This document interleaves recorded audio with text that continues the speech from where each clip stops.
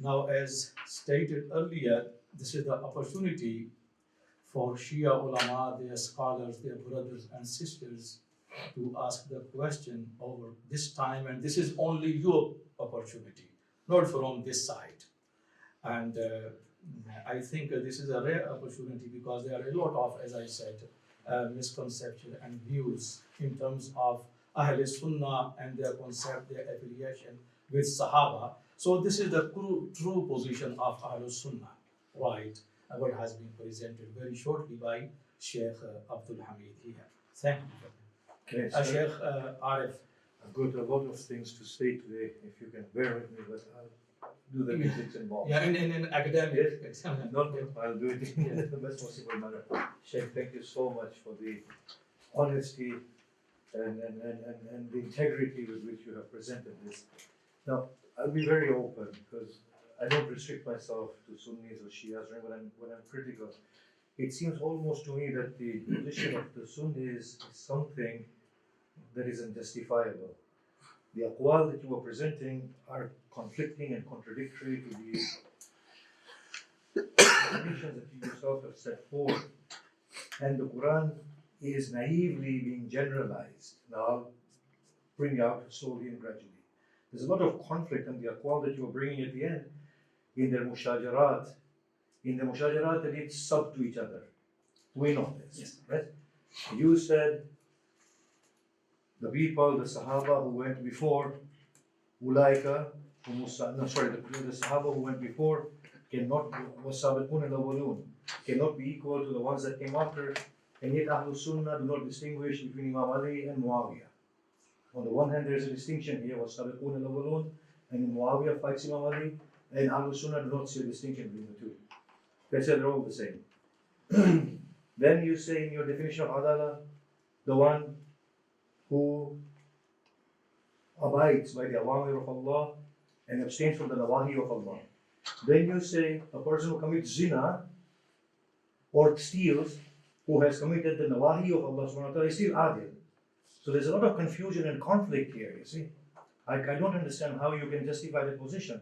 It seems almost to me that the Ahlul Sunnah ulama, like the maybe Ahlul Shia ulama, are forced in a position and they are saying things which are actually not logical and are not actually consistent, and they do not make any sense with the Quran.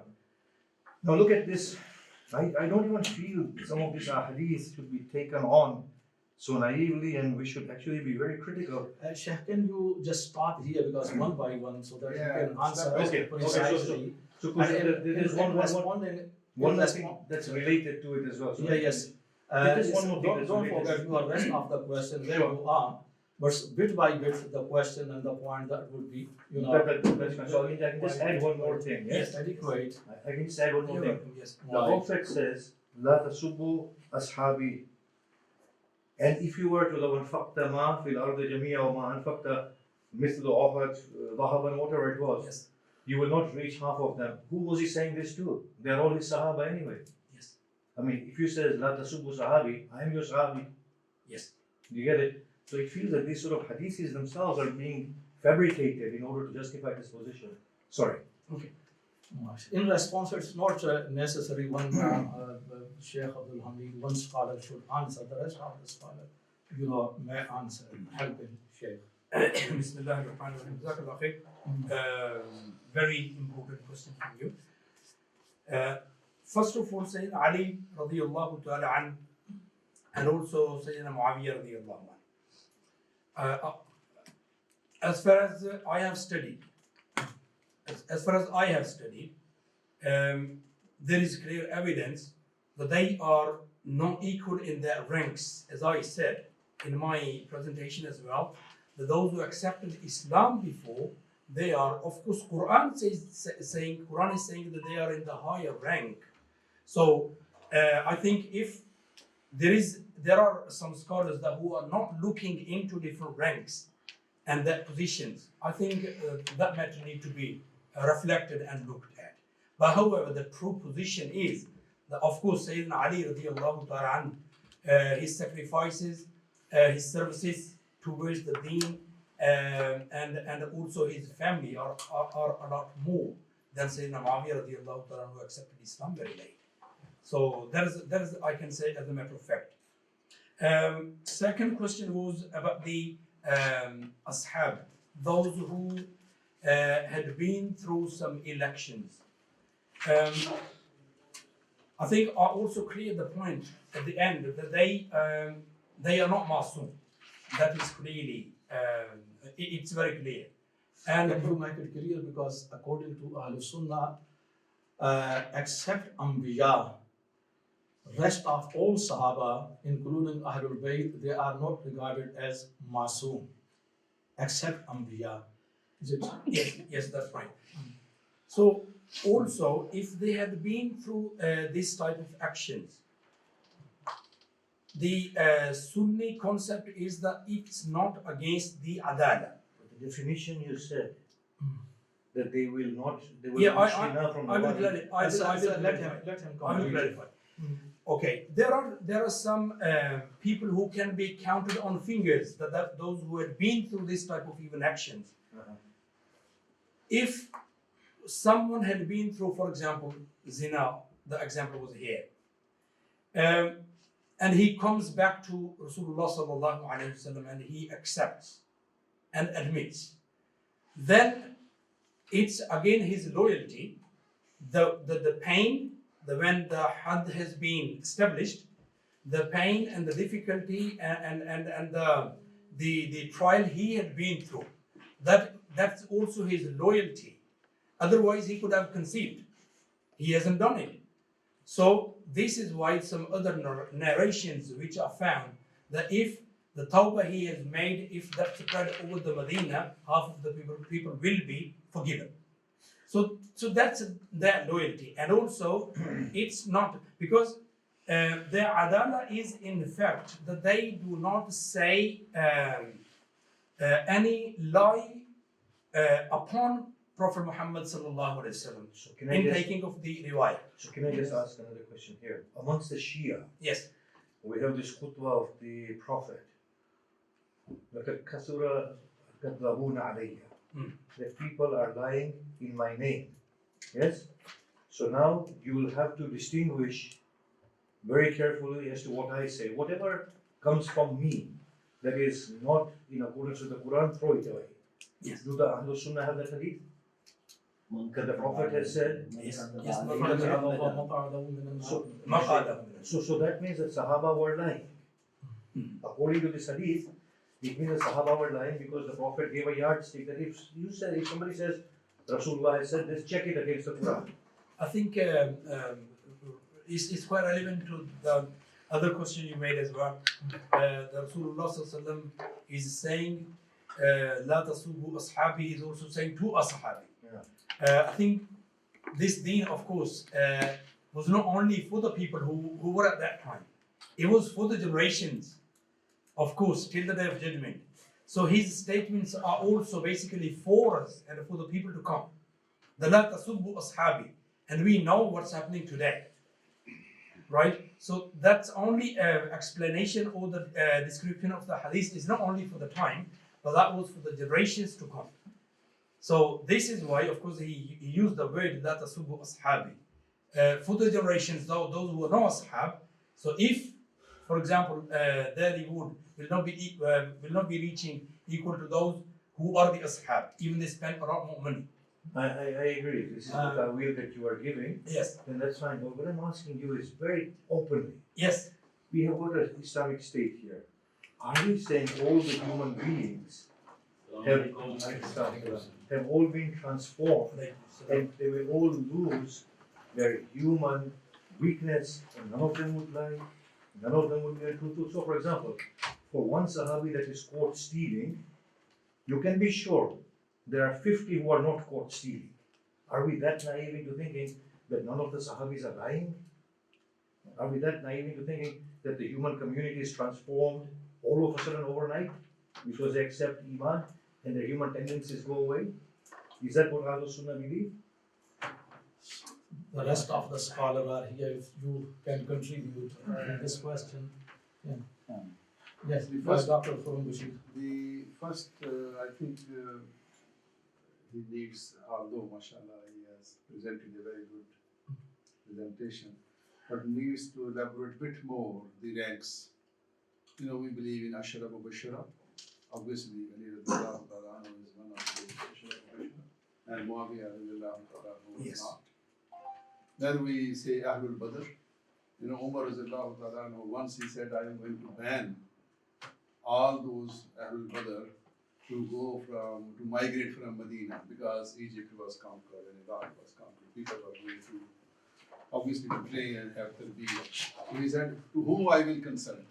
So Ahlul Badr, and there was this ranking was well established during the Caliphate, because according to their ranking, the wazaif, the scholarship, were used to be given. The stipends. Yeah, this type of whatever. So that needs to. A bit more elaboration. Yeah.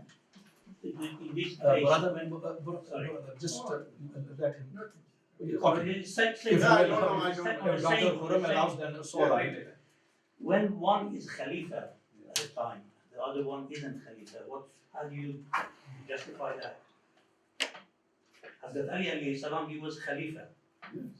He got, So who fought him? yeah, he got more ranking. Obviously, there is no doubt in it. So That was actually answering to So, Brother I Sheikh want to Anas' follow question. on a question there. Yeah. So now Surah Al-Imran, when it talks about the battle of Uhud, it talks very harshly about the Sahaba. Yes? Allah will guide you, the angels are saying, or Allah is saying, will guide you only to the path of hell. Allah will not stop testing you until He sees the munafiq from you, from the mu'min. So Allah Himself is saying in the words, Allah Himself in the Quran is saying, in the Sahaba are munafiqeen. That if you study very carefully the tafsir of Ali Imran, when it talks about Surah Battle of Uhud, the people who ran away when they thought that Prophet Muhammad had been killed, and the people who went to Abu Sufyan and they said, we will embrace your religion, Sunni Shia tafsir, about them Allah is saying that Allah will test you until He brings out the mu'min and distinguishing from the munafiq. So that means the Sahaba were mu'minin and munafiqeen. So this is what the Quran is saying. I think from Sunni tafsir, it's not accepted like that. Of course, at the beginning, the Quran very clearly says that there are three types of people: mu'minin and munafiqin, mushrikeen and munafiqin. They are three. Munafiq can only be a Sahabi. Because only a Sahabi can be a munafiq. A sahabi can be cannot be a No. You're not munafiq cannot be a No. I'm saying it technically. Technically. Yes. Kafir is a kafir. Yes. Mushrik is a mushrik. Yes. Muslim is a Muslim. Munafiq is the one who says I'm a Muslim. So only a Muslim can be a munafiq technically. And in this case, the Muslim is a Sahabi. And therefore the Sahabi, I'm just going logical conclusions, is a munafiq. So how do we distinguish here? Well, I think it's difficult for us to find out, but however, Rasulullah sallallahu alayhi wa sallam, he was receiving revelation and be God guided, of course. And as we say, وَمَا يَنْطِقُ عَنِ الْهَوَىٰ, Quran says basically, that he doesn't say anything from himself, that all comes from Allah subhanahu wa ta'ala. He declared at his time, the munafiqeen were clearly there. And mu'mineen were clearly there. Because the word in Surah Baqarah it says, you are very much amazed by them. وَهُوَ عَلَدُّ الْخِسَابِ. You don't know, Muhammad, what is in their heart. And when he turns, what did he say? I forgot, my blood pressure is not very good today, so my memory is going. But he says to the Prophet, when he comes into your presence, yes, you are really overawed by it. But Allah, yashhadullah ma fi qalbi. Allah knows what is in his heart. You don't know Muhammad. He is a munafiq. That's right. Let me add another point here. In Surah Bani Israel, because the shan of Allah is very different. Subhanallah. He is the Khaliq, he is the Malik, he is, of course. When he talks even about his prophets, and particularly in Surah Bani Israel about his prophets, Muhammad, his Habib sallallahu alayhi wa alihi wasallam, he says so many things, and sometimes when you just read the translation, it's sometimes the way, of course, we have got the respect and love of Yes, our Rasul Allah speaks sallallahu alaihi directly. wasallam. That's difficult, sometimes we shake ourselves, when we read those things Allah is saying. So when Allah says something, of course He knows it better. But then Rasulullah sallallahu alaihi wasallam, at his time, it was very clear to those who are munafiq, and even sometimes, as I said in my presentation and afterwards as well, if even Sahabah Radiallahu anhum, they had some sort of elections, then it would not avoid the adal. But the thing is it honestly, I'm asking us as Muslims, forget Shia Sunni business here, is it at all possible to say that we have 100,000 people and they're all rule? I mean, they're not munafiq in there, they're not liars in there, they're not cheaters in there, they're not pretentious people in there. Is it really making sense that we have a whole state and every individual in that state, because Laqiya Nabi, ala iman wa mata musliman, that they were all sound people? Genuinely, can we actually say that? Sheikh Evan wants to respond. First of all, I'd like to clarify a point that all Islamic and non-Islamic institutes face, which is who speaks for them, who speaks for the Shia, who speaks for Ahl Sunnah. Again, it's relative. Even the stance of some of the ulama, it's all relative. From the way I see it. Last time I was here, I was talking about the language part, and this is always my angle into that. First of all, I'd like to clarify a point from this part and that part as well. First, no, I don't believe that the stand of Ahl Sunnah and the Sahaba, that they are all udul.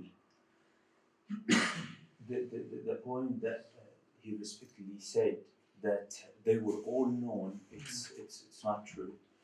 Add to the fact, at least if we can claim this, it will be restricted to the Prophet Muhammad sallallahu alaihi wasallam, not to the rest. And for this, the Prophet Muhammad sallallahu alaihi wasallam had Hudayfa ibn al-Yamman as the secret keeper, whom the Prophet sallallahu alaihi wasallam would tell him about the munafiqeen amongst the companions. And this would take us back to the point about what a companion is, the definition of it. The word generally in the language can mean anyone who accompanies anyone. Sahiba yashab in Arabic, to accompany. So sahib, the word is sahib, not necessarily a close friend. The word even a companion, it's someone who accompanies you. In Arabic and even in the English translation, a companion doesn't necessarily mean someone who is truthful to you. And there is no contradiction between what the Prophet Muhammad ﷺ, as I see it, that لا تسبوا أصحابي, because the Prophet Muhammad ﷺ means a specific part of the Sahaba that he is referring to, and the definition of Sahaba as people who accompanied the Prophet Muhammad ﷺ in general. So you do agree that the Ahl Sunnah position is faulty, it needs to be rectified? Again, what I'm saying, who speaks for Ahl Sunnah? Who says that this is the position? I studied. You get what I'm trying to say? I admire both the contributions. I just want to think outside and think, openly think now. The time is here for us, all of us, to think and say, what, there are problems here. We need to address these problems. We need to do more thinking into this. This is not something which is God sent. It's human. It's made by human. It's human interpretation, evolved by human, these systems. And they're not infallible. They're fallible. We can think into them. We can open up the discussion. I think that's what we need to do. If there was no problem with the people who accompanied the Prophet, again, because the word the Sahaba here would make a misunderstanding. If there was no problem with the people who accompanied the Prophet Muhammad sallallahu alaihi wasallam, then there will be no reason for the revelation of the verses in Quran or the hadith of Prophet Muhammad sallallahu alaihi wasallam that talks about al-fawahish and al-ism and giving hudud that should be applied at the time if someone does like fornication or stealing or it means that the society who lived among the Prophet Muhammad sallallahu alaihi wasallam had those people amongst him. And again, those hudud cannot be applied but only to the Muslims, because if we take the mushrik and the kafir amongst them, so we are left with the only Muslims. So again, they were amongst the Muslims, and any Muslim, at least who said that he is a Muslim, accompanied the Prophet Muhammad sallallahu alaihi wasallam, we cannot say otherwise because we cannot know what's in their hearts. So therefore, we come to an important point here, you see. So therefore, we can be objective for the sake of Allah and criticize the Sahaba without we don't swear, don't insult the Sahaba. We can criticize them. We can say, look, he was a human being. You mean with criticism, al-naqd, al-ilmi? We can say, look, this Sahib, this Sahabi, he was a lovely man, believed in the Prophet, everything. But his judgment here is something that we can say wasn't accurate. And we should have that right But to this say. is the sense of Ahl Sunnah. I mean, this is the sense of Ahl Sunnah. That's why the Khulafa would do azli to some of the walis and would return them and would relieve them from service. And this happened even at the time of Abu Bakr about Sayyidina Khalid ibn al-Walid and what happened during So therefore, the critique of Sahaba should not be seen as sub or tawheen. It should be seen as critique. As it doesn't cross the boundaries and like to sub and tawheen. No. From the sense of Ahl Sunnah, the critique is acceptable because they are not ma'soom. So if we were to say that Lady Aisha was wrong in Jangul Jamal, then that should be something acceptable by the Muslims. And if we were to say that Muawiyah was wrong in Siffin, then we should say that's acceptable. You see? That is fine. We reserve that right, therefore, to be very open, very critical, and brutally honest. And if we were to say that Khalifa Umar maybe did not do the rightest thing in appointing a council to appoint the next Khalifa, maybe he should have done something else, because Ali ibn Abi Talib was definitely better, the most suited person there. I mean, from some perspectives. So that sort of critique and level of critique should be entertained very openly. That Hazrat Umar's decision there was not the rightest decision. Mr. Chairman, Yes, Mr. yes. Chairman, would you allow everybody to participate rather than the participation between one and one? Because we need to be represented. Sorry, let me, because there are some rules. Last time we had discussed Isma and Imama. The only time was for Ahlul Sunnah to ask, and they were, the response. Now this is, topic of Ahlul Sunnah, and they have. This is our rule we have set, and we. All right, so you asking about the. Adalah of the meeting. Let everybody give a chance to participate. يخليك عدالة. Okay, go on. I don't mean myself, I mean everybody, but I have some issue, in fact, because I've been here for 20 years in the UK with the representation, without claiming any more privilege, not alim, not adil, nothing more than that, but I have been represented rightly in the UK, while included in Shia meeting maybe twice or 3 times, but mostly been excluded. And in fact, I need to make some issue on the Adalah, which is the Khalifa Umar. I hear the khutbah of the Sheikh Tish and some hadith, he's the maximum adil after the Prophet. But I need to mention one issue here because I'm from law and theory background. And sometimes when the law is absent, the entire community could go in trouble. And the Jewish world consider first the law and the Prophet. They put the law first before the prophets. And Muhammad himself, the law above not my hand, but hand of my daughter. So the law before Muhammad himself also as before Musa. And there is far rich consequence to inflict the entire society if the law, rule of law, disrespected. In fact, here Omar, when former president of Iran, he visited Egypt, he actually visited Al-Azhar and visited Imam al-Hussein Masjid. That's fine. But when he went to Al-Azhar, Al-Azhar asked him about the Adalah for the minority in Iran, Sunni or Arab, I'm not sure. That's fine, question of the Adalah. But Al-Azhar would also have asked the very good question, or excellent question, besides the Adalah, which is denying the fact when the 2 great Roman empires and the Persian shaken by the work of Allah and His Rasul. And when Umar came, he wanted to receive those 2 great empires in his hand. While Umar, when he was young, he couldn't manage the affair of 3 camels. His uncle used to send him to look after the camels outside. He would come without the camels. couldn't be shepherd. But under the teaching, under the Prophet, he became successful to manage the affair of the Roman empires and the Persian empires. Well, I haven't heard about any Shia Imams speaking about the glory of Allah and His Rasul worked for Umar when he received the two empires. Have they spoken enough, or they covered this fact? This fact happened, regardless is right or wrong, it has happened. Are they speaking enough about it or not? Number two, the cultural issue. Islam came to embrace the culture. And if Islam embraced the Chinese culture, Indonesian culture, Indian culture, Pakistan, Arab, Spain culture. But when Islam came to embrace the Persian culture, Islam always faced and confronted with the Shia issue, Shia Sunni, theology dispute. And the issue of Tadbir among the Shia, Tadbir, I found from my law of understanding, apart from so and so, the teaching of the Quran, the main headlines tell the Shia stop this Tadbir for Imam al-Hussein. Tell the Jewish people also, Torah, stop crying, bang your head in the Palestine, Misal Aqsa Mosque, because Allah doesn't want you to do so. Because Imam Hussein killed, Allah will revenge from people killed him. Not you, don't cry.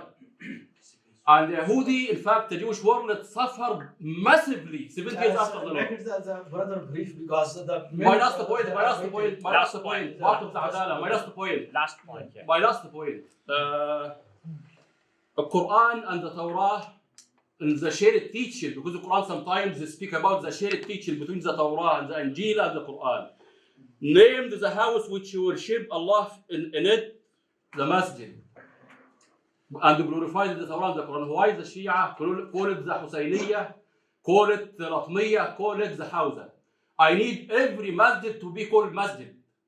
And whatsoever to do inside, no problem. But taking and excluding themselves this year, Iranian top leader issued decision to forbid the Iranian Hajj, to do the Hajj and glorify the house, and go to Iraq to glorify the Husayniyat, which Allah never glorified. And that's Finished, yeah. finished. Please remember, from Ahle Sunnah, you have to answer. You are not allowed to put any question. Just participation. Yes, your duty was to participate in Adalah, not to ask any question, because this is injustice against these brothers. Because last time we provided enough time, for Ahlul Can Sunnah. I just give a quickly reply, because he has asked, he hasn't been I here. think we go. No, let me away just- from the I topic. think this is Away from the topic. let me just quickly, because he's passionately. No, away, you can do And- that personally, but we should stick to the topic better. Yeah, yes. Give me He is the member of Al-Mahdi Yeah. coming to you. So let me just tell you quickly, Tatbir is wrong, yes, and we are trying to educate the Shia, yes? Tatbir is wrong. Comparison of Hajj with Imam Hussein's ziyarah is wrong. As far as Iran is concerned, it has been Sunni when Islam came to it. It wasn't Shia. Iran was Sunni, yes? Till Allama Hilli's time was the 7th century. So you need to face that problem as Iranian Sunni, not Iranian Shia. Okay. Now here, the question and answer is very open. We're not against Sunni. We're not against Shia. We are trying to, for the sake of Allah, understand things. So our tone is very respectable, and we're not offensive to people. Yes? Now, when you ask the question of Hazrat Umar receiving Persia and whatnot, inshallah we can talk about that properly. And if Shia, The time will come. when the time will come, we will talk The about this. concept. So Yeah. our protocol here is that we speak properly, respectfully. We don't get passionate. We're very calm, like the Prophet and the Quran tells us. Yes, my dear brother. So that's how it's been. Now this, brother, your name? Taimur. Taimur, yes. Assalamu alaikum wa rahmatullah. Many questions, but I'm making only one or two questions and one. I'm studying the Ahl Sunnah books, the Shia books. I found 19 different definitions of Sahabi in Ahl Sunnah, and I could bring them out. So I didn't know, that's number one. Number two, when we got to the Adalah al-Sahabi, my question is, I've got many questions, but I'm making one. We believe the Shia, because I'm half Sunni anyway, because I've got so many Sunni brothers, so I've got to adjust myself to see.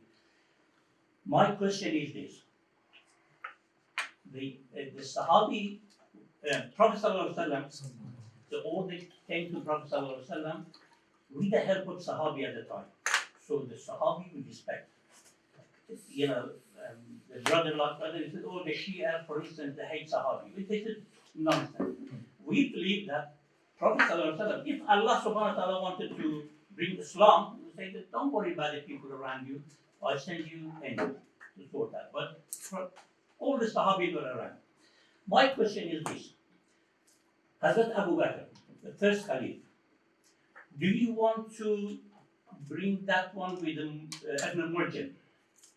Ibn Murjam was a Sahabi. Okay, now the question is this: Or you want to equalize them to say that the both are equal, radiyallahu anhu? There is one called Ibn Murjam, there is one Khalifa, the first Khalifa. This is my question. Bismillahirrahmanirrahim. We can say radiyallahu anhu for you as well, for anybody else as well, because radiyallahu is not a particular term for one particular Sahabi, because Quran says وَالَّذِينَ اتَّبَعُهُمْ بِإِحْسَانٍ رَضِيَ اللَّهُ عَنْهُمْ. So those who follow them with good conduct, they all are radiyallahu anhu. So that's not something that could not be said to one Sahabi and could be said with other Sahabi. However, the ranking is very clear, as Sheikh has also responded. If, for example, I want to clarify this point further once again, that if Shia brothers and Shia community feel that Sunni Muslim, they rank Sayyidina Muawiyah, Sayyidina Ali in the same rank, this is not right. If they believe that they rank Sayyidina, for example, Sayyidina Hussein with some other Sahabi, this is not right. Because of course those who are as-sabiqun al-awwalun, they have got a higher rank, but later on, of course, they have got a lower rank. However, you radiyallahu anhum, this can be said for generally whoever amongst the believers with the good conduct, they are radiyallahu anhum. When I went to, sorry, It's just Dr. Warren wants to respond. View, I think there is a little bit reaction because of the bombardment of our Shia friends throughout the history upon the Sahaba. And then Sunnis became more protective About the Sahaba. about the Sahaba. This is the reaction. Because even I can understand that. it became more protective and sensitive. Even then, genuinely historical perspective, you will find Sheikh Maududi, Sayyid Maududi Rahimahullah, when he has written this book, Khilafah Mulukiya, how the Khilafah transformed to kingship. There's a lot of criticism from the Sunni circles because they think, oh, he is going to become Shia. This is opening way of Sahabah Sahaba. I think that again, I will say the blame will go to our Shia who has bombarded too much on the Sahaba, on to the extent of using vulgar language, and it's going on. And you know the Shia On the TV channels, it's going on. It has not been stopped. I agree. So then the other side become more protective and sensitive. And the Shia, You can realize it because we are in open discussion. and we asked the Shia ulama, why are you like this? They said, well, Muawiyah started Sub Ali from the pulpits. And historically, it was Muawiyah who started this. And we historically then became protected, very protective about the Aima. No, not protective. You became abusive, like Muawiyah has done. Started. So Muawiyah is, Muawiyah is the root of this. Yeah, one mistake cannot justify another mistake. Yes. You have done the same mistake. Exactly. You I agree. became the same ranks. Exactly. So this is abuse. When abuse started, and Umar bin Abdul Aziz, When you say to me, you have he made a stopped. mistake. He stopped that abuse. So it should be stopped. Yeah. He stopped. I agree. It should be stopped from your side. Yeah, absolutely. That has Yes, sir. made Sunni scholars, Yes, Sunni scholars more protective and more sensitive. So now, And otherwise, obviously, Allah does not mean infallibility. so now the time is there when the Sunnis and the Shias need to open up. Yeah. They need to sort of This is the time. history. This Time is the to stop that time. bombardment. Not Which only that, is but now become very more dangerous. publicly seen on the Yeah. TV channels, which is harming the Muslim Ummah. cohesiveness a Yeah, lot. Yes. This is the problem. Root This is cause. what Dr. Ali Raza is waiting. You are next to Ali Raza. Dr. Ali Raza. I think that the bombardment should stop and the overprotectionism should stop. That will naturally happen. So there's always more than one hand involved. But my question, I want to come back to understanding something actually, rather than just repeating things which people are aware of. So there's a couple of questions. One is, some of these things have been touched upon now. I'm very grateful for your contributions as well. Yeah? And also Dr. Khurram's initial comment here. And of course your presentation. So one is a distinction between sub and criticism, which has come up. So I think in your presentation, you were saying La tasabbu ashabi and saying that you can't say anything bad for them. So I think I've been very clear that sub means something different from criticism. Second thing I wanted to ask was that all of the ayat of the Quran which you presented, okay, you seem to have been interpreted them, okay, with, in their mutlaq sense, in their unqualified absolute sense. In one breath you read them unqualified. However, when we looked at the aqwal of the ulama, you suggested that the understanding of the Ahle Sunnah is their adil fil riwayah. Okay, so where has this takhsis come from? Okay, yeah, and why isn't there the consideration of doing takhsis by all those other ayat of the Quran which discuss munafiqun? I don't know whether the question is clear, and I think this is something which maybe the Shaykh here was, in a sense, alluding to, that there should be takhsis according to it. Nifaq in Sunni circles. Nifaq duna nifaq. Perhaps you understand. Nifaq is not, min al-munafiqina fi darki al-asfal. Kullu nifaq is that. Nifaq may be nifaq in actions, nifaq in faith. So obviously those verses nifaq in faith are separately, has to be separated from nifaq in their actions. So nifaq duna nifaq. Kufr duna kufr as well. So the point particularly you have made, that those verses are general term. And this all has historically, otherwise you have to analyze, you have to fairly criticize as well. I am with Arif that you fairly criticize their judgments. But once you will find a Based on sympathy and respect. yes, basic on dignity and high, because last point I would like to make, that all goes to the Prophet ﷺ, to whom you love and we love. That they are the pupil of the Prophet. If that community which was directly trained by the Prophet ﷺ, obviously that has a difference in distinction than you train and I train and we get trained, except by the Prophet. My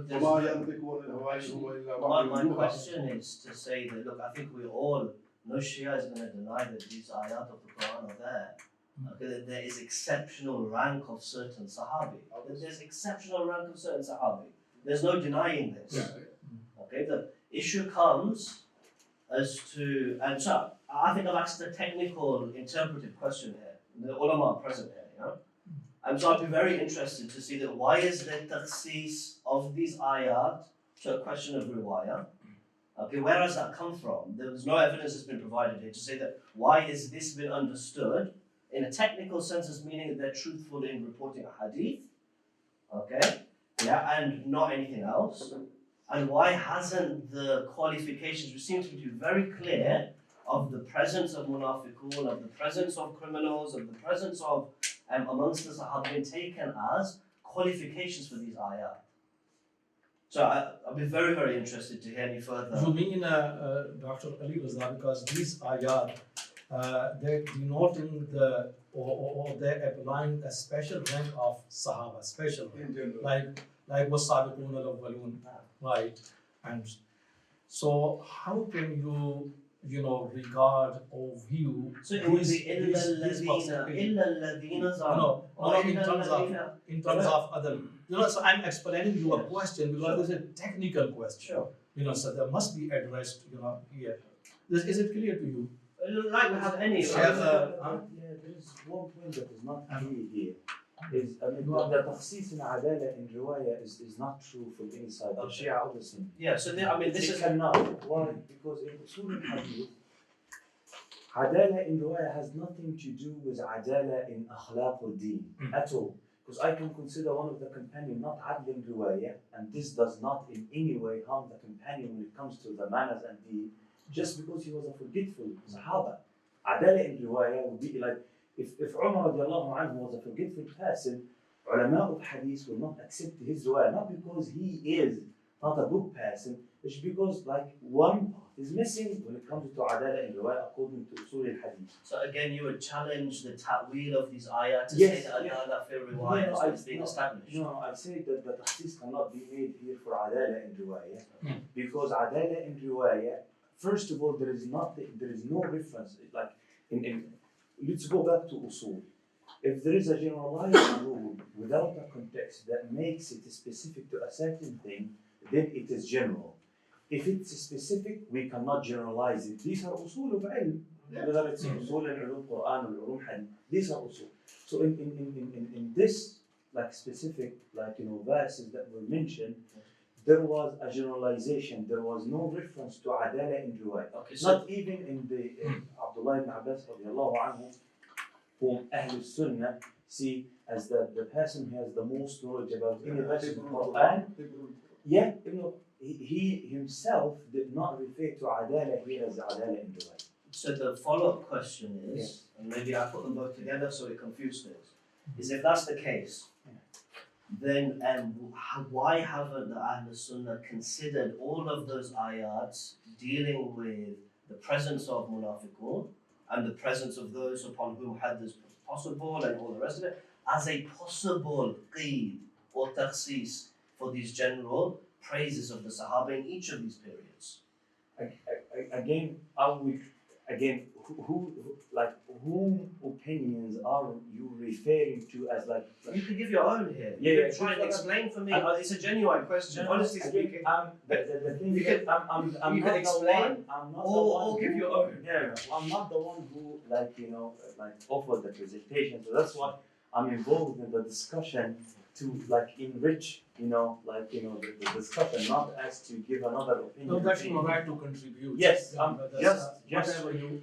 just think contributing. that's So it's just because it will come to the point when you say this prominent alim of Ahl Sunnah, and this should be the stance of Ahl Sunnah, because one of the prominent alim said such an opinion. So I'm saying this because I need to hear the answer as well. It's not like I'm proposing a question. I don't know whether Sheikh you have a Well, Sheikh Abu Jafar is waiting. Yes, Well, I think Let him respond. this matter need to be looked at, and I've presented the point of view Jamhur of Fuqaha and Ulama. The brother has disagreed already. That's fine because they are not in majority. The majority of the ulama, their mawqif is that all the Sahaba are udul. So in that sense. But some of them basically, when they come to the Sheikh Arif made the question about the actions, then some of them they said that they are adil in the riwayah. So that's on what basis Yeah, is that specification made? That's my question. That's my question. On what That is lost here. The point that is lost here is that when the alim says that the Sahaba are udul, I'm not saying that this is not the stance of Ahl Sunnah. I'm saying when the alim said Sahaba, what did he mean by Sahaba? When I say, for example, I'm not asking about Sahaba, I'm asking about the Sahaba, which are the reference of those ayat of the Quran. yeah, So I'm Masadiq of ayat of the Quran. referring to the ulama opinion that when Imam Ibn Taymiyyah, for example, when Imam Ibn Taymiyyah, when they say that Imam Ibn Taymiyyah accepts the ضعيف hadith, and then we look at the Imam Ibn Taymiyyah classification of hadith, which is another classification they add like the Hasan, Sure. like as coming second. So what I'm saying, so It at becomes that a point, linguistic discussion. yes, the language part that the alim meant when he was referring to something. So he doesn't accept the da'if, but he gives a second ranking of the sahih, which is Hasan, something between this and this. So what I'm trying to say, when the alim, again, there was no interpretation needed at that time because of the common understanding of the language that was used. That's why there was no science of interpretation of Quran at the time of the Prophet Muhammad sallallahu alaihi wasallam, because they're all agreed with the terms of the Quran was understood, like by the majority. So what I'm saying again, see, this needs more like a deeper research into, like we see when the alim who said the opinion was using the word the Sahaba, whom was he referring to? What I'm trying to say, it really needs like a deeper looking into that. This is. It means, Brother Taimur, the Sheikh Abu Jafar is first, then you are next to him. But this is make it as the point from a sort of point of reflection or point of reconsideration, readdress. Because when you say Sahabah Adalah, it was established long time ago. And today there is a need to readdress this. What do you know, Sheikh Ayman? Has it been accepted unanimously by Ahlul Sahabah kulluhum adulun in this way, or there are differences? I mean, you may know. I mean, I would speak from experience, because I mean, I would need to do research to really give like anonymously, or like to see the ulama who said this. But when we studied the history at Al-Azhar University from prominent Sunni scholars, I saw deep criticism when it came to the time when Sayyidina Umar ibn Khattab and Sayyidina Abu Bakr had disagreement about the appointment of Sayyidina Khalid ibn al-Walid, and but it was an academic session, but then our professors were talking in criticizing and saying all right, Sayyidina Khalid ibn al-Walid in this battle he should have listened because he disobeyed the amr of the Khalifa, and he kept going further where he should have reported first before taking action. And this is a major thing when it comes to the laws, or following the amr of the Khalifa when it comes to wars and things like that. So what I'm saying, I'm not talking about a theoretical perspective here. I'm talking from experience that I saw that the part about udul in general wasn't taken as I understand it right now from the discussion. Again, in an academic environment, discussing what the Khalifa or the Sahaba done or didn't, and when they were talking about the companions, there was a clear distinction between the word companion as those whom the Prophet ﷺ referred to as his closest, people, the people whom he knew very well, and the companion as a general, someone who accompanied the Prophet ﷺ. Throughout all the studies that I've been through, I saw this clearly. I didn't see a generalization in this time. So, yes, I think these are two different things, Sheikh Ayman. One is criticizing, as Quran also criticizes, the group who was in the Battle of Uhud. yes. The group was at a particular place, but they left it, Yes. and that also caused the loss for the Muslim army. But I think these are two different things. If you can reflect, and that's a good point that Sheikh has said, that this point need to be readdressed today. If you know any alim or ustad or sheikh who has also criticized in a way that this sahabi should not be accepted to take the riwayah from him. Yeah. So criticizing the action, that's something different. Yes. So this is the point that. Yeah, but what I'm saying in usul al-hadith, and we'll have to go back and look at usd al-ghaba fi ma'rifat al-sahaba, Ibn Kathir, and we'll see that, Ibn Athir, and then we would see when these books were made, it was made to make a distinction if there is one of the companions whom the riwayah cannot be taken from for different reasons. Otherwise, there will be no publication on the a biography of the Sahaba themselves. So I mean this initiated this inside me. I would have a deeper look into what Ibn al-Athir said about whom he listed as companions, And I think that's a very interesting point of research. I think this point Before- is very valid. Can I just Yeah. add something? Because, for example, within the battle of Imam Ali and Muawiyah, there were Sahaba on both sides fighting against each other. And to justify the battle in itself required the input of theology.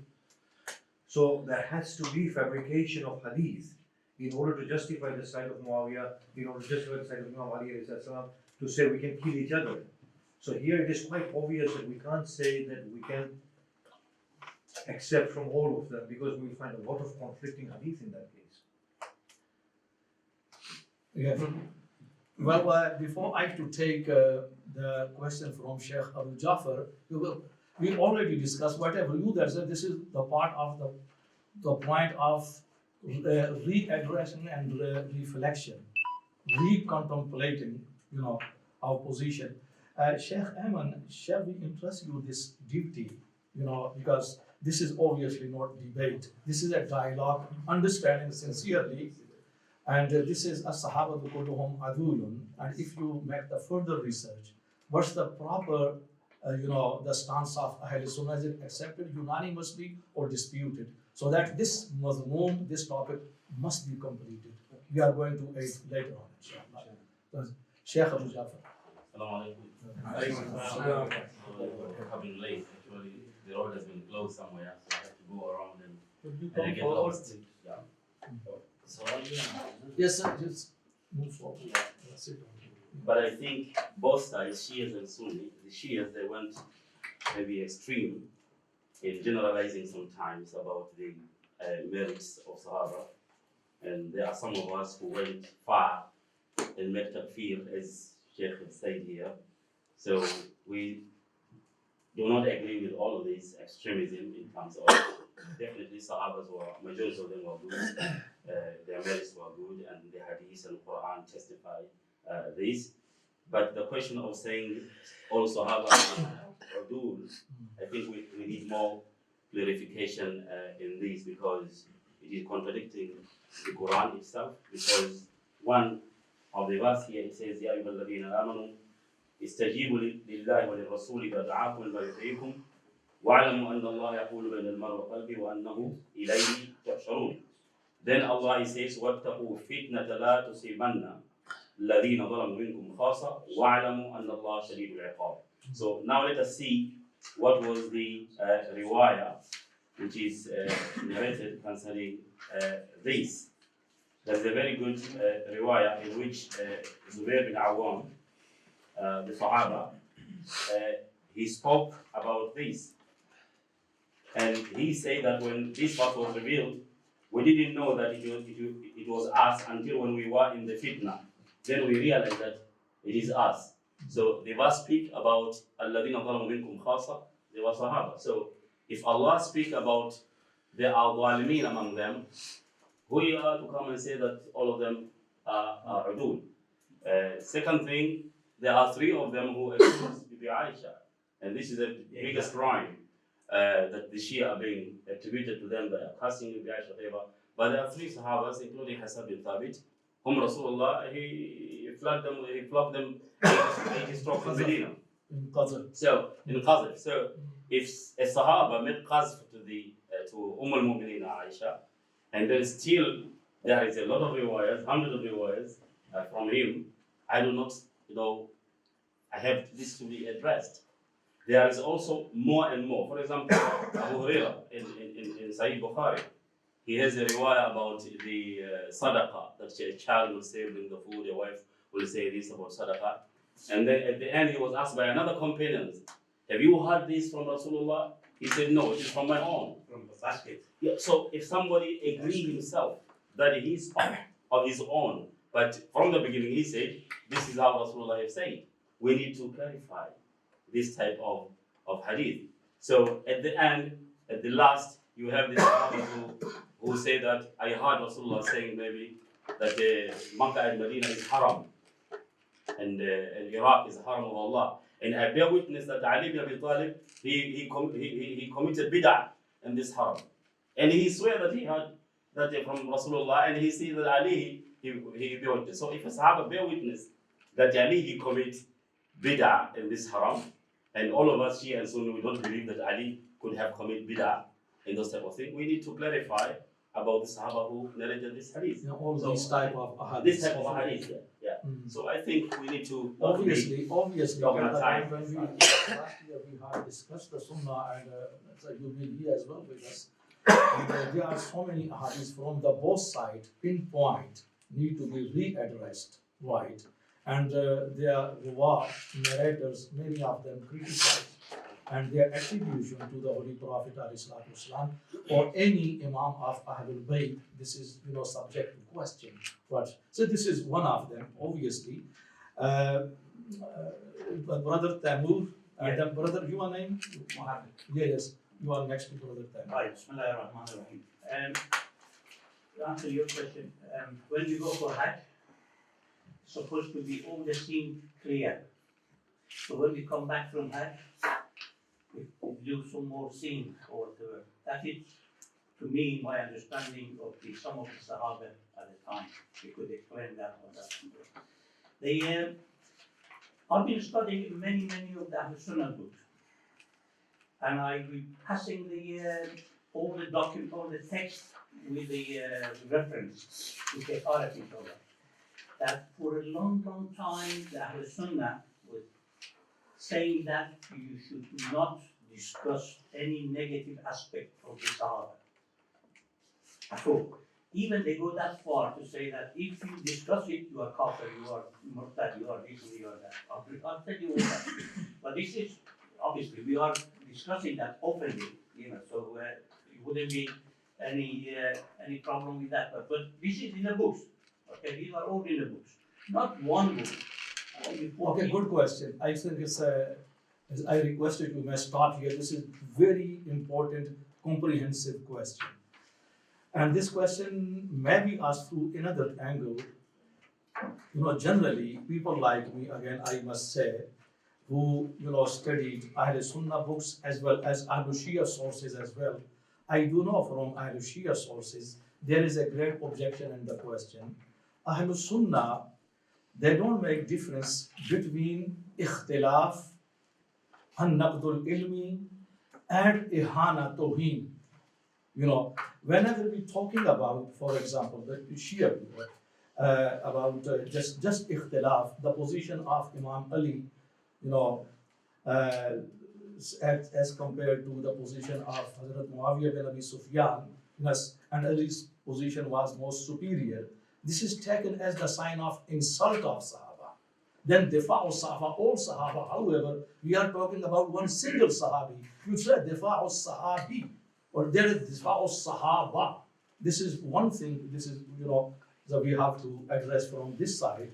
Secondly, they pinpoint, because this is the part of your question, we are here to clarify, because this is the good forum and to understand each other.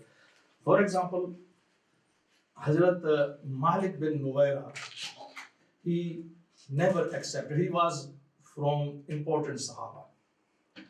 And he was appointed as the chief and the muballigh of his tribe, Malik bin Nuwaira, right? When Hazrat Abu Bakr Siddiq was elected, he revolted. I'm not going to give zakah, I'm not going to, accept his position. He was Sahabi, he was Imam as well, appointed. Ahl Sunnah stance is why this position was revolt. Everybody was revolted. A senior Sahabi. He revolted, there is no question of insult. This is very important. Secondly, Hazrat Sa'd bin Ubadah, Raisul Ansar, he was from very senior Ansar Sahaba, As-Sabiqun al-Awwalun. And he presented there in Bay'a al-Aqaba, and he invited the Holy Prophet to Medina. He was on the forefront. When Hazrat Abu Bakr Siddiq, he was elected, when Hazrat Umar, he was appointed at the second term, he never given his bay'ah. Never accepted. As their Imam, as their leader, as their Khalifa, Hazrat Sa'd bin Ubadah. Ahl Sunnah stance is this, his position was unjustifiable. Was senior Sahabi from. In the same way, when the question comes here, Hazrat Muawiyah bin Abi Sufyan, he fought against Imam Ali. Here Sunni's stance is different. No, both are right. Ali's position is more superior, but he did ijtihad. However, Sa'd bin Ubadah did ijtihad as well. So this is the question, this is a part of your question, because sometimes we have to edit something which is you feel, but it's never received to that side, right? So this is the question, Sheikh, you are here, Sheikh Ayman is here, Dr. Khurram has left because he had to attend another program there. Mufti Farooq Sahab, Maulana Sajjad, Hafiz Abdul Ghafoor, if you can contribute about it, what's the position, how to justify? Yes, this is your question, brother. Just wait for the next part, but after Brother Muhammad. Yeah, Hafiz Abdul Ghafoor Sahab. Okay, Sheikh Arif जरा आप उनको असल में translate बात आपने मुआविया बिन अबी सुफियान की कह दी कि आले सुन्नत उसे क्यों ज़्यादा डिफेंड करते हैं, साद बिन उबादा को और मालिक बिन नवेरा को नहीं करते। इस नतीजे पे मैं पहुंचा अपनी तहकीक के दरमियान कि ये सियासी लिहाज से 5वें छठे नंबर पे आ रहे हैं, और अगर आप ये समझे कि आले सुन्नत के नज़दीक ये एक बैरियर है, मैं आले सुन्नत से माज़रत के साथ ये बात अर्ज़ करूँगा, अगर मुआविया बिन को दरमियान से हटा देना और उस पर तनकीद शुरू कर दें तो अबू बकर तक कोई नहीं बचेगा। ये बैरियर है आले सुन्नत ने खुद बनाया। हज़रत अबू बकर हज़रत उमर ने अपनी खिलाफत को बचाने के लिए बनु उमय्या को सपोर्ट किया और उसी की वजह से सारे फितने आज हम मुसीबत पड़ गए। Yeah, you want me to translate this? Hafiz Abdul Ghafoor is by the way from Ahl Sunnah. एक और कटा पहुंच सकता है। Nice, because this is the part of the क्यों ऐसा करते हैं? just nice. आप ये कहें कि ये मेरा मौक़िफ़ है और सुन्ना का नहीं, मेरा मौका है मादरत की हाँ, बात नहीं, से। ठीक है। मालूम Yes, किया this is Hafiz Abdul Ghafoor's own opinion. Hafiz Abdul Ghafoor's opinion is this, yes, and he says it's not Ahl Sunnah's opinion necessarily. This is the reason why there's a distinction between the likes of Sa'd bin Ubadah, who did not concede to the bay'ah of Hazrat Umar, where with utmost respect they say that here Sa'd bin Ubadah revolted and did not give bay'ah and they justified Hazrat Umar's khilafah to be rightful khilafah. As opposed to this, when it comes to the opposition of Muawiyah to Imam Ali, Ahlul Sunnah do not give that respect to Imam Ali. In fact, they promote Muawiyah to equal status and say that both of them were mistaken or both of them had their individual take on the situation. So here is a problem, that why have this distinction? Imam Ali was among the top ranking Sahaba, like Hazrat Umar was for the Sunni. Imam Ali was Sabiqun al-Awwalun, he preceded Hazrat Umar as well in being Muslim. So why is this distinction? This is a criticism. So Hafiz has said that the Ahlul Sunnah have created a barrier here that Muawiyah should not be criticized, because if they open up the criticism to Muawiyah, then as a consequence, logical consequence, Hazrat Uthman, Hazrat Umar and Hazrat Abu Bakr, all of them will be open to criticism and none of them will be able to justify their position. And it was only the first and the second Khalifa who created the Bani Umayyah to justify their own positions and make it beyond criticism. So now we are saying that is Hafiz Saab's position, not the position.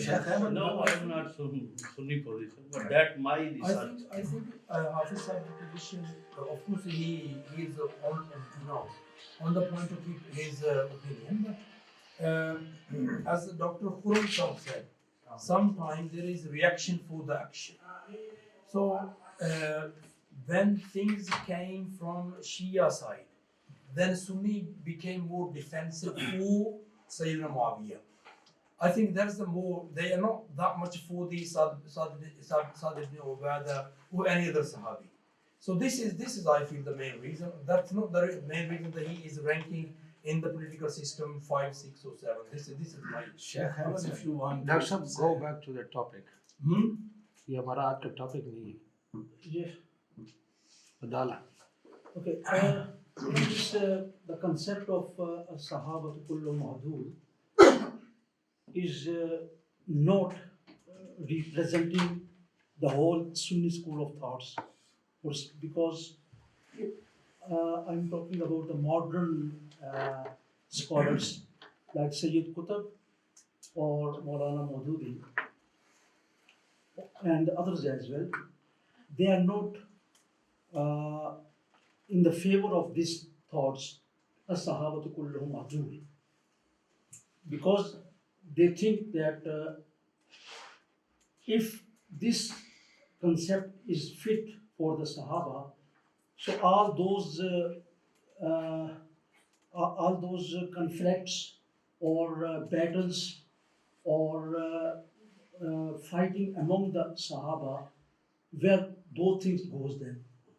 So this concept as Sahabatu kullu ma'dul, this when we look at the Battle of Siffin, Battle of Jamal, and even the Battle of Karbala, where Imam Hussein was martyred. At that time, some Sahaba, they were involved as well. So where those positions and where those people, where they will go, so where the concept of other will be there. So I don't think that we need to readdress this concept about this Sahaba, because I have to take Brother Muhammad is before you, and I'm coming to you after Brother Muhammad. But one question is to not the question, just the very important point to Sheikh Ayman. Dr. Ali Raza, he put forward something which needs to be either readdressed or response from your side, that all ayat in respect of the higher rank and fadail of Sahaba provided by Sheikh is here. How these ayat provide the basis for the other in respect of all of them, kulluhum. What do you want to say? This should be readdressed, or you got something in your mind? No, I'm thinking about like the verse of Quran that praises Sahaba. When Allah subhanahu wa ta'ala praises like a general like community, that doesn't necessarily mean that there are people amongst them who are not worthy praising. This is like a general thing in the usul al-Quran, usul al-tafsir al-Quran. So when Allah subhanahu wa ta'ala praises the al-muhajirin or al-ansar, and this does not stop that there are people who were not included, even though the praise was general. Like for example, from my understanding from the hadith of Quran and the other ayah, like right now, this meeting, as I believe from the Quran, we ما اجتمع قوم في بيت من بيوت الله يتلون كتاب الله ويتدارسونه فيما بينهم إلا نزلت عليهم السكينة وحفتهم الملائكة وذكرهم الله في من عنده. جيد?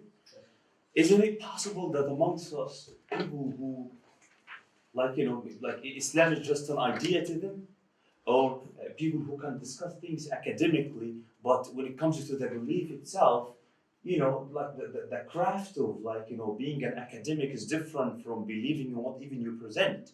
You can be a very good researcher, but at the same time not a very good believer. You know what I'm trying to say? So isn't the hadith include all of the people who are discussing? Can we have with the placing of one person who is present, that Allah subhanahu wa ta'ala forgives all of us because one sincere person? What I'm saying, when the ayah makes a dua for rahmah or give any credit to the general community, that doesn't necessarily mean that there is one amongst us who is not actually up to the standard of this. For example, as Aqidat Ahl Sunnah wal Jama'ah, or the Muslim, that as Muslims we are not going to have khulud in hellfire. We'll be purified, and this is one of the things that Allah subhanahu wa ta'ala gave to the ummah of the Prophet Muhammad sallallahu alaihi wasallam. We'll be all in Jannah, yeah? But then, at the end, is Jannah all the same? Are we having ranking, even though for Allah subhanahu wa ta'ala says that the forgiveness will be given to all of us, but is it going to be at the same level? Are we all going to be the same?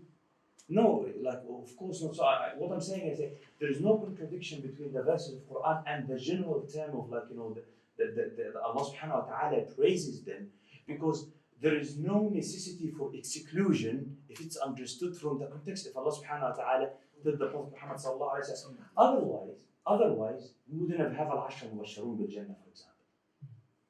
Why?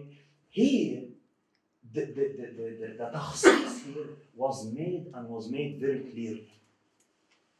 When it comes to tabshir, bil Jannah, or one person when the Prophet Muhammad said, like يدخل علينا رجل من أهل الجنة. So here it's clear. So the generalization in the verse doesn't necessarily mean that every single person. Otherwise, the Prophet ﷺ would have needed to say that this person is from Ahl al-Jannah and the other, because anyway, a person who is righteous and adl is going to be from Ahl al-Jannah. It's going to be from Ahl al-Jannah, but the takhsis here was made for a specific reason. So what I'm saying is that again, the generalization of the verses of Quran does not necessarily mean that it includes every single person in the community. Brother Muhammad. The title of the presentation is Adalah Sahabah. So it consists of two parts, Sahabah and Adalah. We discussed about, and Sheikh Arif asked a question, what do you mean by Sahabah, who is companions? The issue here which I still have, and I believe that most of the scholarly engagement and discussions arises from these issues, is the definition of justice itself, or the definition of Adalah. You, in your presentation, you said everything which is not injustice is justice. And as far as I can tell, justice is not something, is not a spectral. It's more like a point. I mean, it's either just or, it's not just.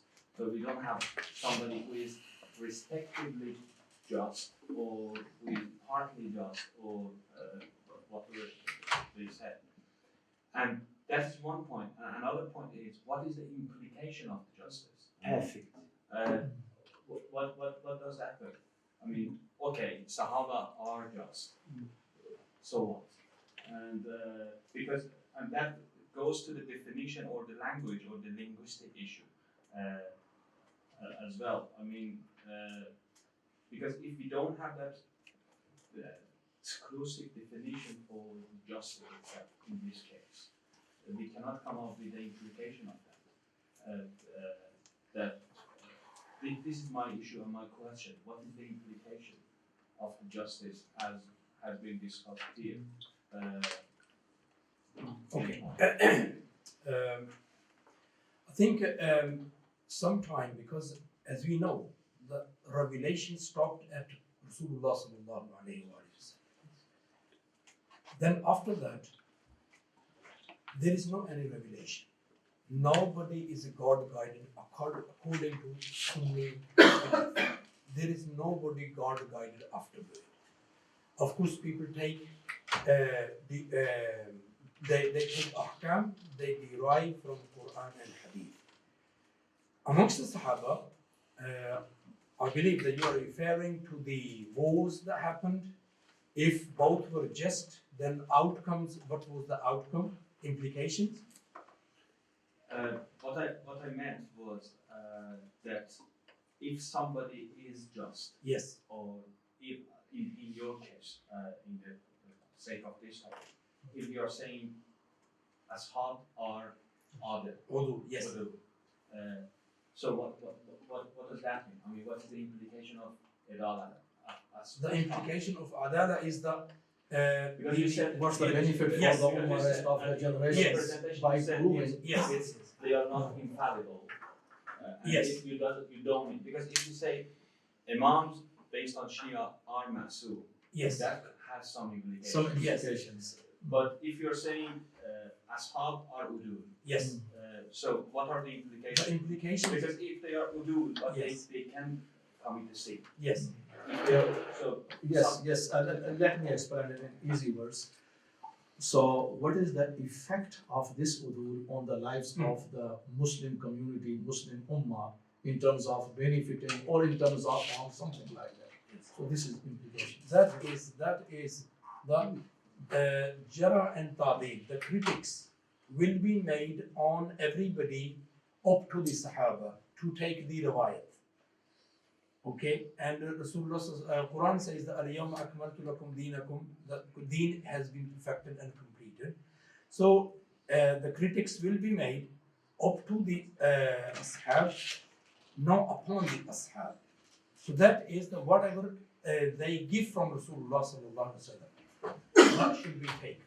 That's the implication. But it has been discussed. Yes. That some of them might not be udul in narrating the Yes. traditions. So That is, this is so why that it needs to be readdressed, as it has been said already. That these are the reasons that it needs to be readdressed as well. And as it has also come, because majority of historically, the majority of the Jumhur al-Fuqaha, their opinion is that all the Sahaba are udul. But however, some, Sheikh will do the further research for this as well. But however, some other opinions are that all are not included there. But in the past, as recently some examples, as the brother has mentioned, Maulana Maududi, Imam Maududi has also differed in this opinion. Sheikh Qutb has also differed. Some other also they have differed. But still, even today, mass majority, they believe that all Sahaba are udul. but it doesn't. I mean, sorry. You said let me explain to you because the other brothers are It's not waiting. rational at all. Yes, from Ahlul Sunnah side, to proving Sahaba as udul, because as Sheikh presented, after the Holy Prophet, the Ummah need a Salih Qiyada. This is the Salih Qiyada, right? The Ahlul Sunnah generally do Salih Qiyada, Pious Qiyada, Muttaqi, and Imama as well. Salih Imama and sometimes Wilaya, but in a slightly different way. So, the rest of the community, they have to depend on the first community, the disciples of the Holy Prophet, in terms of the taking Sharia, in terms of the taking Ahadith, Tafsir al-Quran, obviously.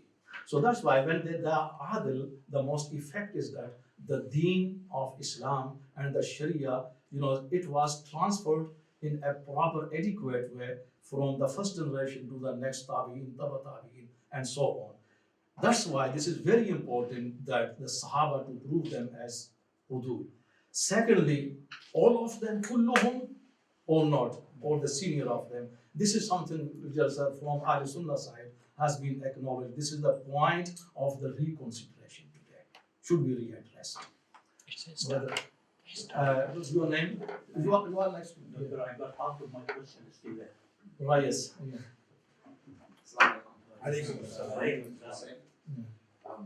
I wanted to get your perspective on the idea of how far we can take the issue of Adalah of the Sahaba. What I mean by that is by trying to defend the Adalah of the Sahaba or trying to raise their status, could it come at the expense of the perception of Rasulullah?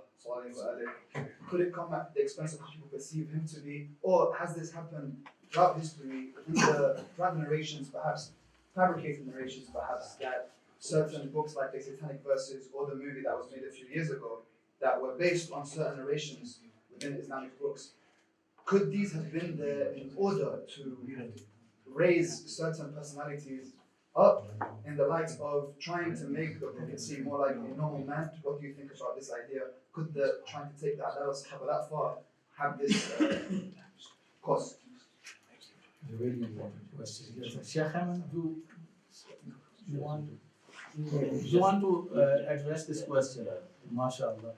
Because your side is not responding. No, you're sitting in our side now. Generous, quite generous. Yeah. I'm sorry, but what he said is very important. Yeah. Because as a result of Adalat Sahaba, the belief in the Sahaba, they have gone very far in such a way. Now there is a nisbat al-ijtihad ila Rasulillah. The whole Prophet now is mujtahid in the fiqh of al-Sunnah wal Jama'ah, which is a very ambiguous to me. Right? For example, during the Battle of Badr, he is seen here as a mujtahid, and the issue here comes the verse, according to them, was revealed to condemn the decision of Rasulullah and praise the decision of Umar. You all know this about the Asra and kind of thing. And then the Holy Prophet was sitting somewhere, and then Hazrat Umar, he passed, and he see Rasulullah crying. He asked, Ma yubkika ya Rasulullah, what is make you cry? And he said, if the adab today will be revealed, nobody will escape from this punishment except you, Umar. So this thing is very need to be addressed. Otherwise, Rasulullah is going to be lower in rank Sheikh, than us. we are actually focusing on Adalah. Yeah, this is Adalah. Wow. Because So- they even go further, saying that there was a muwafaqat in nuzul al-Quran in the life of Umar. That Umar used to think something, and Allah will reveal exactly the Umar thing. So, What the Quran says, وَمَا كَانَ لِهَذَا الْقُرْآنَ أَنْ يُفْتَرَى مِنْ دُونِ اللَّهِ. Yuftara. It cannot be, taught by anybody else. مِنْ دُونِ اللَّهِ. Who is not Allah. But here, it has been taught by Allah, and immediately Allah revealed the question. So this is an issue, serious issue. you know, in Riwayat, there is a series of the narrators. Obviously, we are not living here today at the time of Hazrat Umar bin Khattab. We receive after 1400 years. There is a series after 6 people, 7 people, 8 people, in Sanad, right?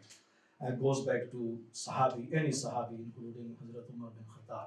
So I think what you have raised at the time of the fabrication, it was fabricated by the people at the later period of Banu Umayyah and the first formative period of Banu Abbas.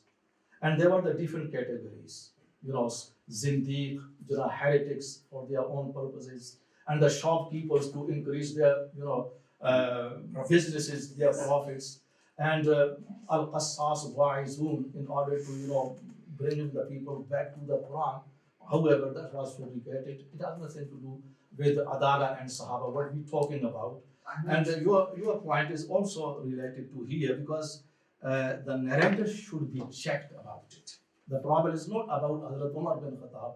The mainly problem lies here in narrators. And this should be addressed. I think Hussein had a very important point, which I think you might miss this point. Well, in defense of this Adalah, that this hadith have gone so far, and the danger that was equating the position of the Prophet with other people in order to raise the rank of some people. Because of that necessity to uphold that position of Adalah of the Sahaba. So, Sheikh I think Dr. Khalid has really answered it because just the point that is missing is that he said the Adalah, like talking about the history of fabrication, that it happened later on. But then anyone who would fabricate would refer the hadith because the chain of command has to start from someone who witnessed the Prophet Muhammad sallallahu alaihi wasallam. So what Dr. Khalid was saying, it's answering the question in another way. It is that if the fabrication, there's no doubt about this, it affected everything. Yeah. But what he's saying, the problem with the fabrication wasn't the Adalah of Sahaba or not. It's a perception of the Adalah. This is the problem. Yeah, but the fabrication comes as a result of later generations trying to lift the position of the Adalah. It doesn't affect the Adalah. It affects the perception of that Adalah, which affects the nature of the religion. But I mean, you don't have to ask this question. It's really answered. Of course, it affects. Of course, the need to do this. Anyone who fabricates, it doesn't. I mean, we don't justify if you cannot justify someone who fabricated hadith to give someone even a position that they had. It's still fabricated. Even for example, someone says hadith, for example, that Sayyidina Ali is one of the best companions of the people of Al-Bayt of Rasulullah. It is true, but you don't need a hadith to say that. If it wasn't said, even the wording. I mean, the famous story about the Imam al-Bukhari when he was tested on his knowledge of hadith, they give him a sound chain of narration, so it all checks. Yes, this chain of narration is true. This person saw this person, and he is adl and he's an. And they give him a sound matn of hadith. But it's just that the chain of narration wasn't for this matn of hadith. So the matn is true, The chain of narration is true and sound, but both together don't be like they're not true when they're combined together. That makes the hadith not true. Even though, like if I come and I say, what is the famous hadith? الصلاة عماد الدين من أقامها فقد أقام الدين ومن هدمها فقد هدم الدين. This hadith is fabricated. There is no doubt that Salah is Imad al-Din. There is no doubt that the one who destroys it, he has destroyed Deen. Because it is al-farq bayna al-Muslim wal-Kafir. But that doesn't make the hadith true. So what I'm saying is that the question should be asked because fabrication harms more than it does. It doesn't matter who said it, for what reason he said it. I'm saying it's... That's not, you see how it defeats the purpose at the end of the day? Yeah, it does. As in like, we have so much ghira to defend the Sahaba because they're Sahaba of the Prophet. Absolutely. That we had the perception of the Prophet. And so it's like, it's regress.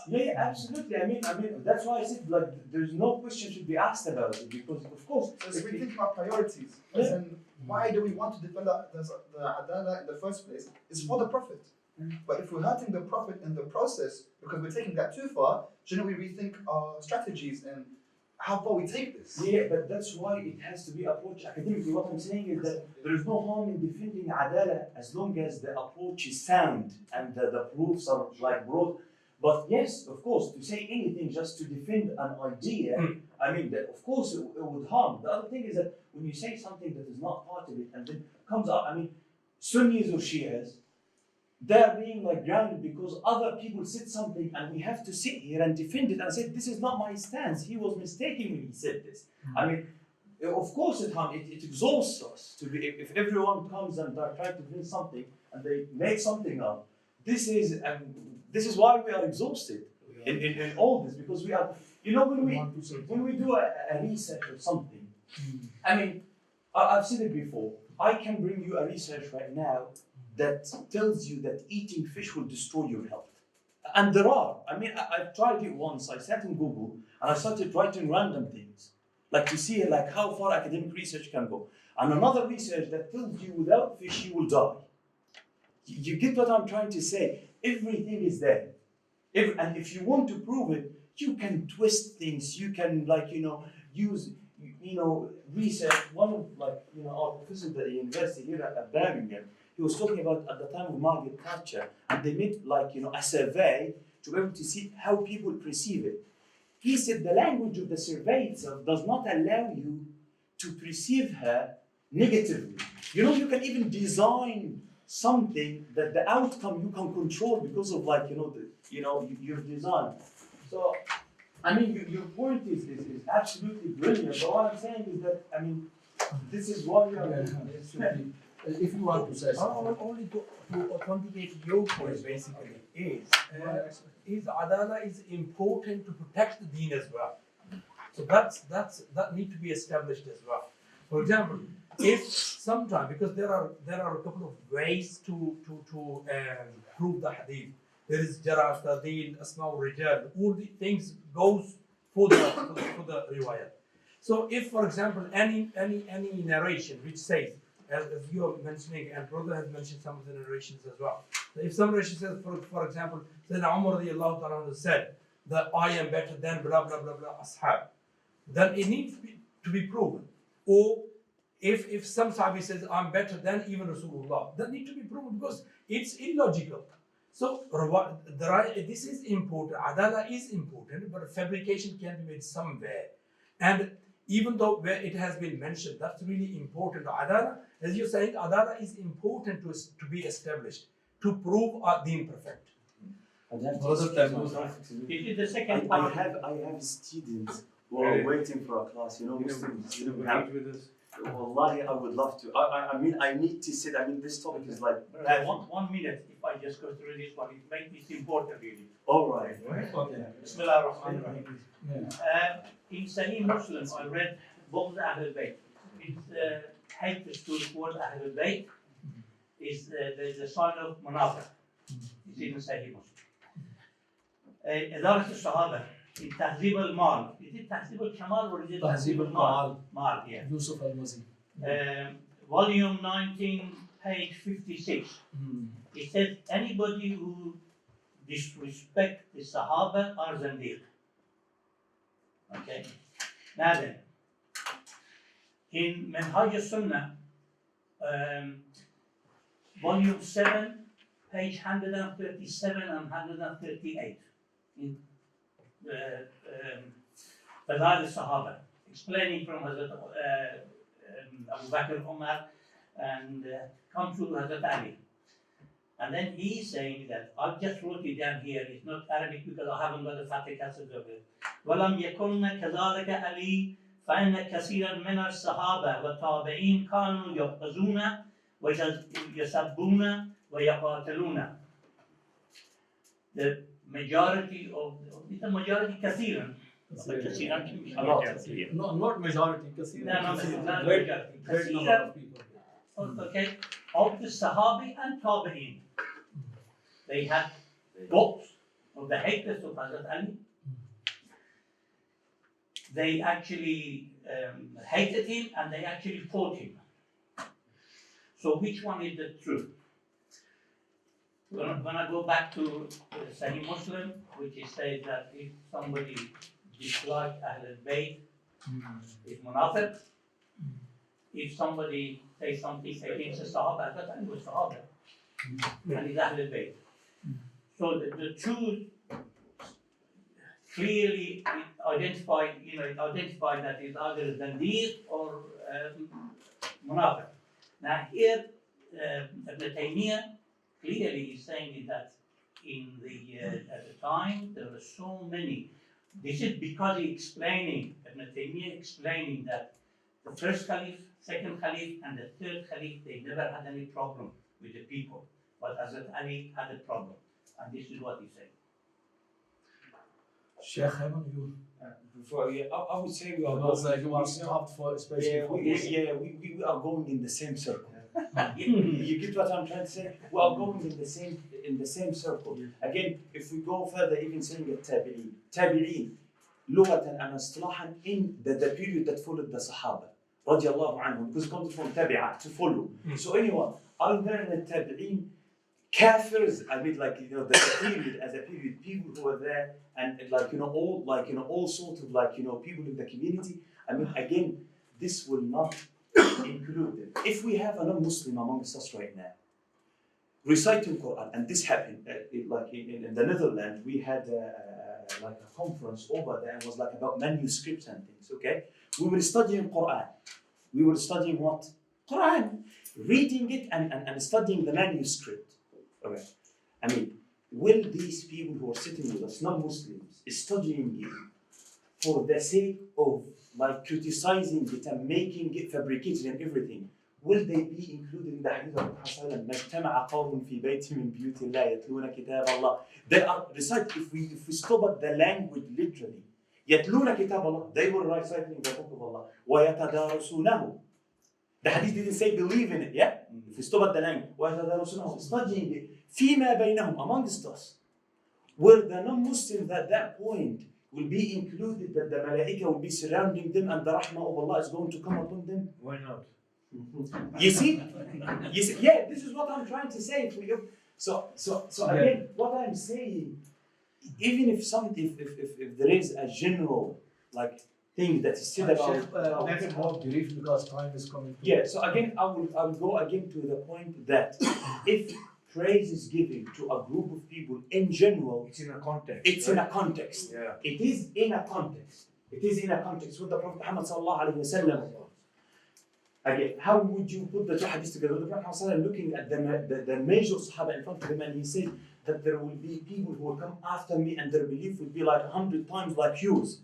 While these people in other hadiths, with their belief was weighed, it was like the whole ummah. But the Prophet said, because the people who will come after me, they have believed in me without seeing me.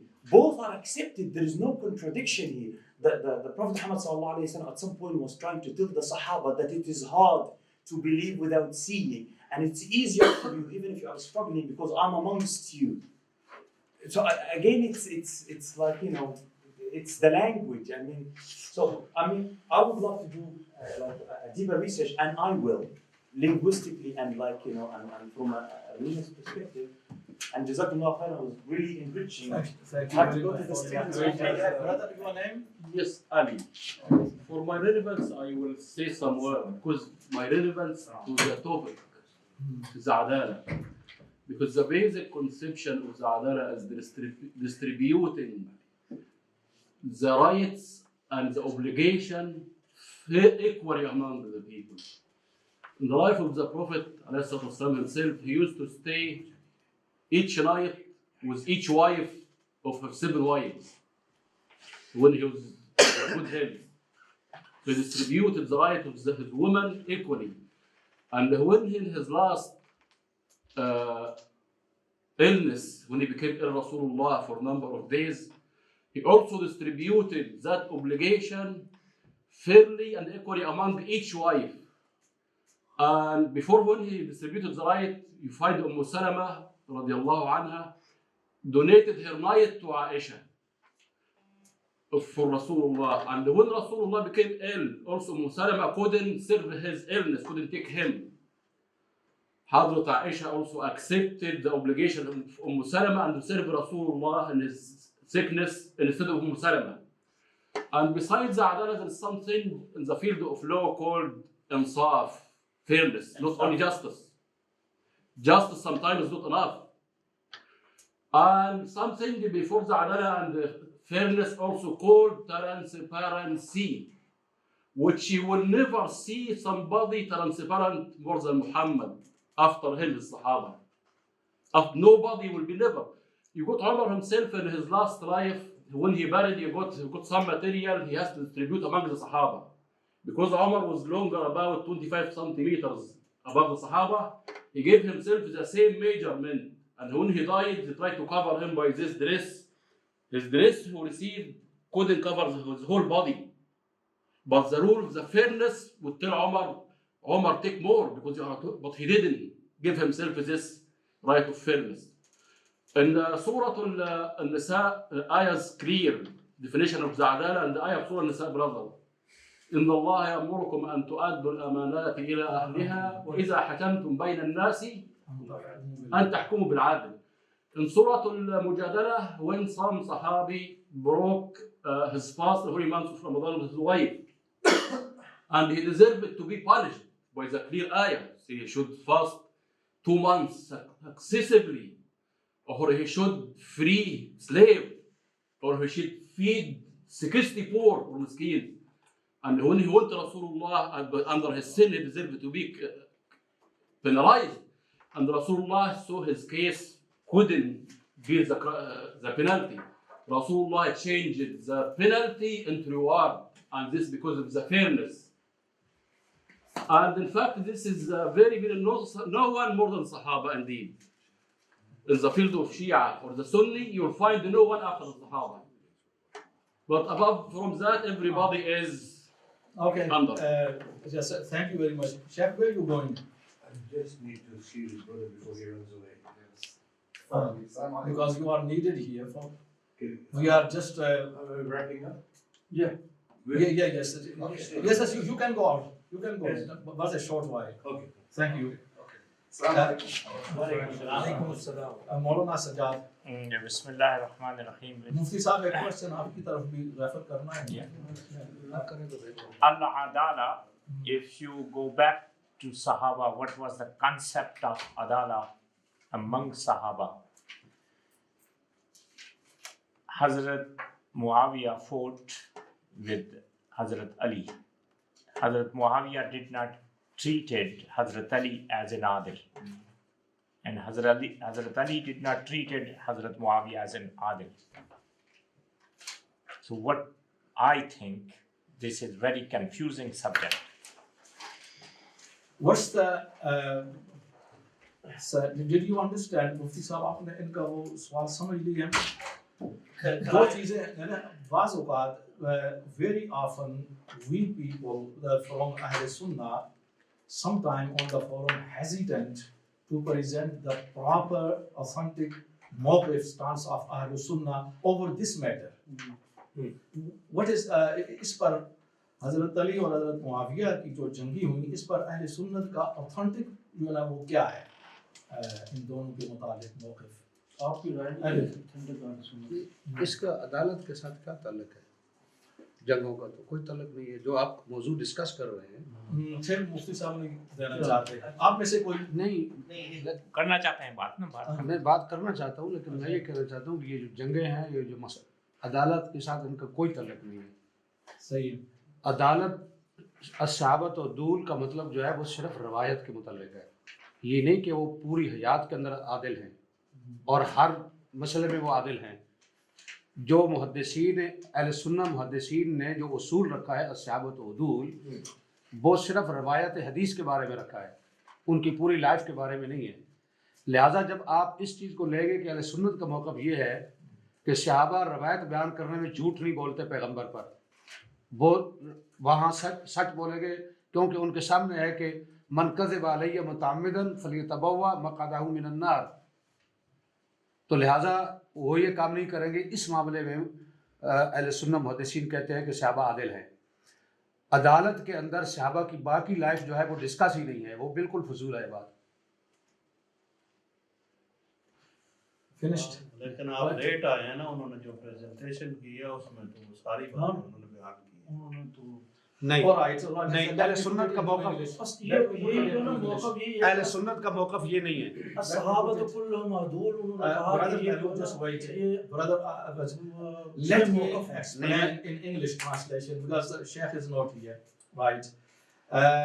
Mufti Saab says in terms of the definition of Adalah in the light of this principle attributed to Sahaba, because Sahaba are Udul, it has nothing to do with their whole life, what they're doing. This is confined merely to the specific area of the narrations of ahadith on behalf of the Prophet sallallahu alaihi wasallam. So in this regard, so they were sincere taking ahadith from according to Ahle Sunnah, not his own personal opinion. He never presented personal opinion. Ahle Sunnah view is that it has nothing to do with the rest of the life here. Because only in terms of deen, only in terms of the taken riwayat. In the practical life, if they are found, for example, dishonest, if they are found committing any error, it is not what you call it contradicting to this definition of Adalah, which is established by Muhaddisun, the scholars of Hadith of Ahlus Sunnah. Now, Brother Taimur, your time, and then Ali Riza. Yeah, that's why I mentioned about going to Hajj and coming back clean. But that doesn't mean the rest of your life is going to be clean. Yes. You could easily do the stain and become back to normal life or whatever and make a mistake and so on. Yeah, that's Ali Riza and then Sheikh. good answer. मेरे हिसाब से there is a relationship between these questions and the concept of Adalah. Because if we ask the Maulana Sajjad's question, does this imply that this doctrine of Adalah which was presented today is a later development? And so if we take Maulana Sajjad's question on board to say that, look, they didn't consider each other adil, in whichever sense, arguably they wouldn't have even accepted their Adalah in Riwayah. Not in a maximum sense or a minimum sense, they wouldn't have accepted each other. So does it mean that is this evidence to say that the current concept is a later development? So that's one question. Sorry. The second would be, Can we answer this one first? if I get the chance to come back. Yes, you are still there. Yes. On the board. As we all know, and that's on the table, that this term has been derived and has been made by the Muhaddithin. It wasn't there at the time of Sahaba radiallahu anhum. They knew amongst themselves, what they are. So this term has been made to establish the riwayat, to accept the riwayat. So this is the later, production. So this is what has been made. It doesn't, as the Sheikh has said, it doesn't have to do anything with the rest of the life. But this was being made basically to establish the Jara and Tadil and Asma ul Rijal to accept the riwayat. Next part. So then, if we agree on that, seems to be a consensus position from at least both of you. Does it mean that we have to qualify the way that we're introducing Sahaba in their entirety? So when I know this is sensitive, but it's a genuine question. Okay, I'm concerned, some Shia scholars would have, is that when you introduced your talk, you said the value of the Sahaba is their models for us. Our children aspire to be the Sahaba. Okay? Yeah, and again, this is in a sense where we're including Sahaba in their entirety, and in the entirety as life models. Yeah, our scholarly discussion here has restricted the meaning of Idana to their reporting of hadith. So is there a tension there? And does it mean that we have to re-qualify the way that we may give a public portrayal that the Sahaba in their entirety, okay, are these impeccable models? I don't know if it's clear. Just can you make it more not very clear? Afwan, sorry. So it seems that with the understanding which is coming out is that the position of the Ahle Sunnah is that Adana is in their reporting of hadith. Full stop. It doesn't refer to any other aspect of their life. I think this is also clarified in the And you said it, absolutely you said it. So now my question is there a tension between that, okay, and your opening statement?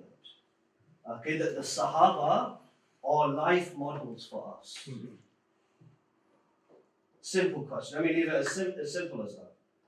So can we then use this general sense that we offer to people, that the Sahaba, their entire personality is a model? Because this is what upsets people from the Shia community. Say, how can Muawiyah, okay, be a model for people? Okay, how can, despite X, Y, and Z? Now, Sunni scholars would say that X, Y, and Z doesn't affect his Adalah because his Adalah is only in his riwayah. But the fact is that his, or other companions, okay, which may be more controversial, okay, how can they be held up as a model despite the Ahl Sunnah themselves explicitly saying in front of us that Adalah just means their authenticity in reporting? You are answering to what must be answered on behalf of Ahl Sunnah, otherwise. मैं कुछ add करना चाहता हूँ इसे, यानी जो बात मैंने पहले की है कि अस्हाबा तो कुल्लु मदूर, कुल्लु हम का लफ्ज़ जो है वो बिल्कुल सही है। असल में बुनियादी तौर पर समझने में गलती है। कुल्लु हम से मुराद ये नहीं है कि A to Z, यानी हज्जतुल विदा में 1,20,000 अगर जमा थे तो वो कुल्लु हम से मुराद वो सारे हैं। सवाल ये पैदा होता है कि अस्हाबा तो कुल्लु हम अदूल, ये उसूल किसने बनाया और कब बना है?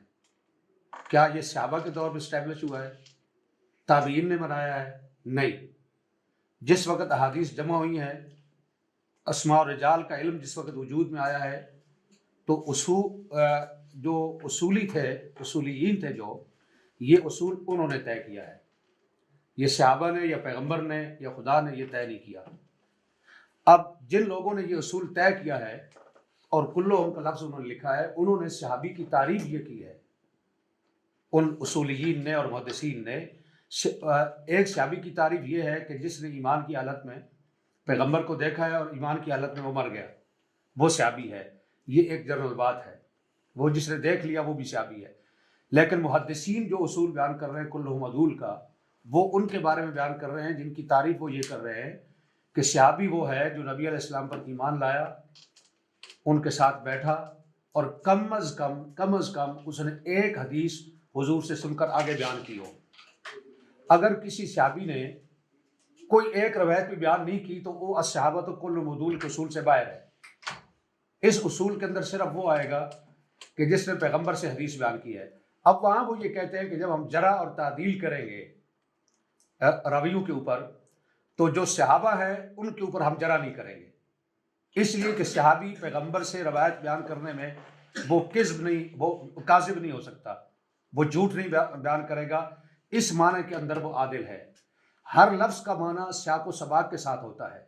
ठीक है कि अदल का जनरल माना ये है कि वो इंसाफ करने वाला हो अपनी पूरी लाइफ में, लेकिन जब अस्हाबा तो कुल्लुहुम अदूल, टेक्निकल टर्म है ये टेक्निकल टर्म है उसूल हदीस की। जब आप यहाँ आएंगे तो इससे मुराद सहाबा की पूरी लाइफ नहीं होगी, बल्कि सिर्फ रवायत मुराद होगी। और रवायत में भी सिर्फ वो लोग मुराद होंगे जिन्होंने पैगंबर से हदीस रवायत की है। उनके प्रॉपर जो है हाँ। वो सोहबत साहबत है। या बिल्कुल जिसका नाम साहबा की लिस्ट में आ गया लेकिन उसने रवायत नहीं बयान की मेरा जो तो वो नहीं। क्वेश्चन था वो अगर ये हाथ में लेके हाँ। फिर हम लोग कैसे बोल सकते कि सहाबा सब मरकज़ हिदायत है? Thus, it has been already acknowledged that it should be readdressed. But in academic terms, when it is said this is a point of reflection, this is something, you know, weighty. मरकज़ हिदायत तो अलग चीज़ है। Explain whatever is said by Mufti Farooq Mufti regarding this technical Farooq point. Sahib has made some very valid and technical points. What he's saying is that there is no question of us discussing the meaning of kul as a particle that encompasses everything or partial. So that's what the discussion is all about. The point is that this particular statement of Sahabi kulluhum udul is not something that the Prophet has said or established by the Sahaba themselves. It is an outcome of the deliberation of the scholars who were then looking into the narrations that were transmitted from the Prophet through the Sahaba. In that respect, they defined the Sahabi as somebody who believed in the Prophet, stayed with the Prophet, and at least narrated a single hadith from the Prophet. Now, that once you have a list of those people who fall under that qualification, then they came out with the principle that these who are called Sahaba, they are all udul in the sense that whatever has been reported from them is accurate since they would not lie upon the Prophet. So that is what a Sahabi kulluhum udul actually means. And the discussion that is it all or some, that is actually not a discussion, that is a valid discussion on the point of a Sahabi kulluhum udul. So he's basically saying that that statement is not from the Prophet, that statement is from the usulul, from the ulama of usul hadith. Can I just say something though? What Maulana Qusuri said, and Dr. Ali Raza, the problem that you are having. You see, look, the Prophet, as a Prophet, on his own, did not have angels helping him in spreading Islam. It was human beings. So there were muhajirin who did leave everything for the sake of Islam. There were Ansar who gave half of their wealth away to the muhajirin and did mu'akhat. Yes? There were battles upon battles upon battles, right? Badr, Uhud, others. The Sahaba sacrificed. They came from idolatry to Islam. Their sacrifice was huge. You have a little flaw here and there. We all have flaws here and there. But you have to admit, and the Shias have to admit, that that was the golden era of Islam.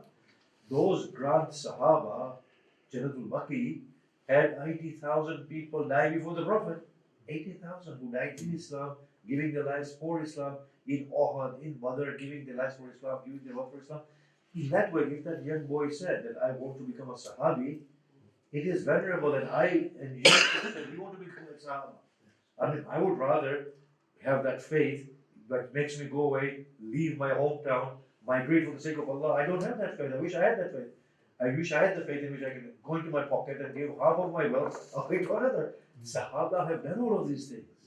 Can you see that? I mean, obviously, we are here in a very scholarly discussion. We have to be critical and see right from wrong in order for us to put this fitna of Sunni and Shia to rest once and for all.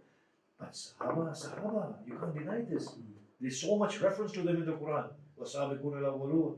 Yes, رَضِيَ اللَّهُ عَنْهُمْ وَرَضُوا عَنْهُ. Allah is saying it.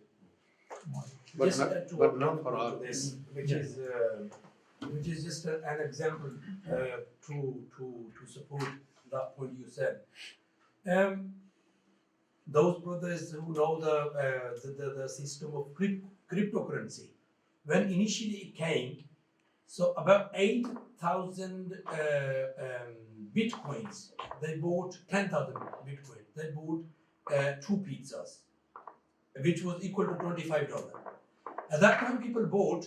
They are now sitting on billions because people did not believe into that. So they bought at that time. People did not believe in that. So some people bought. So now they're sitting on billions. Those who believe today, they're not earning anything, hardly some pennies or some pounds.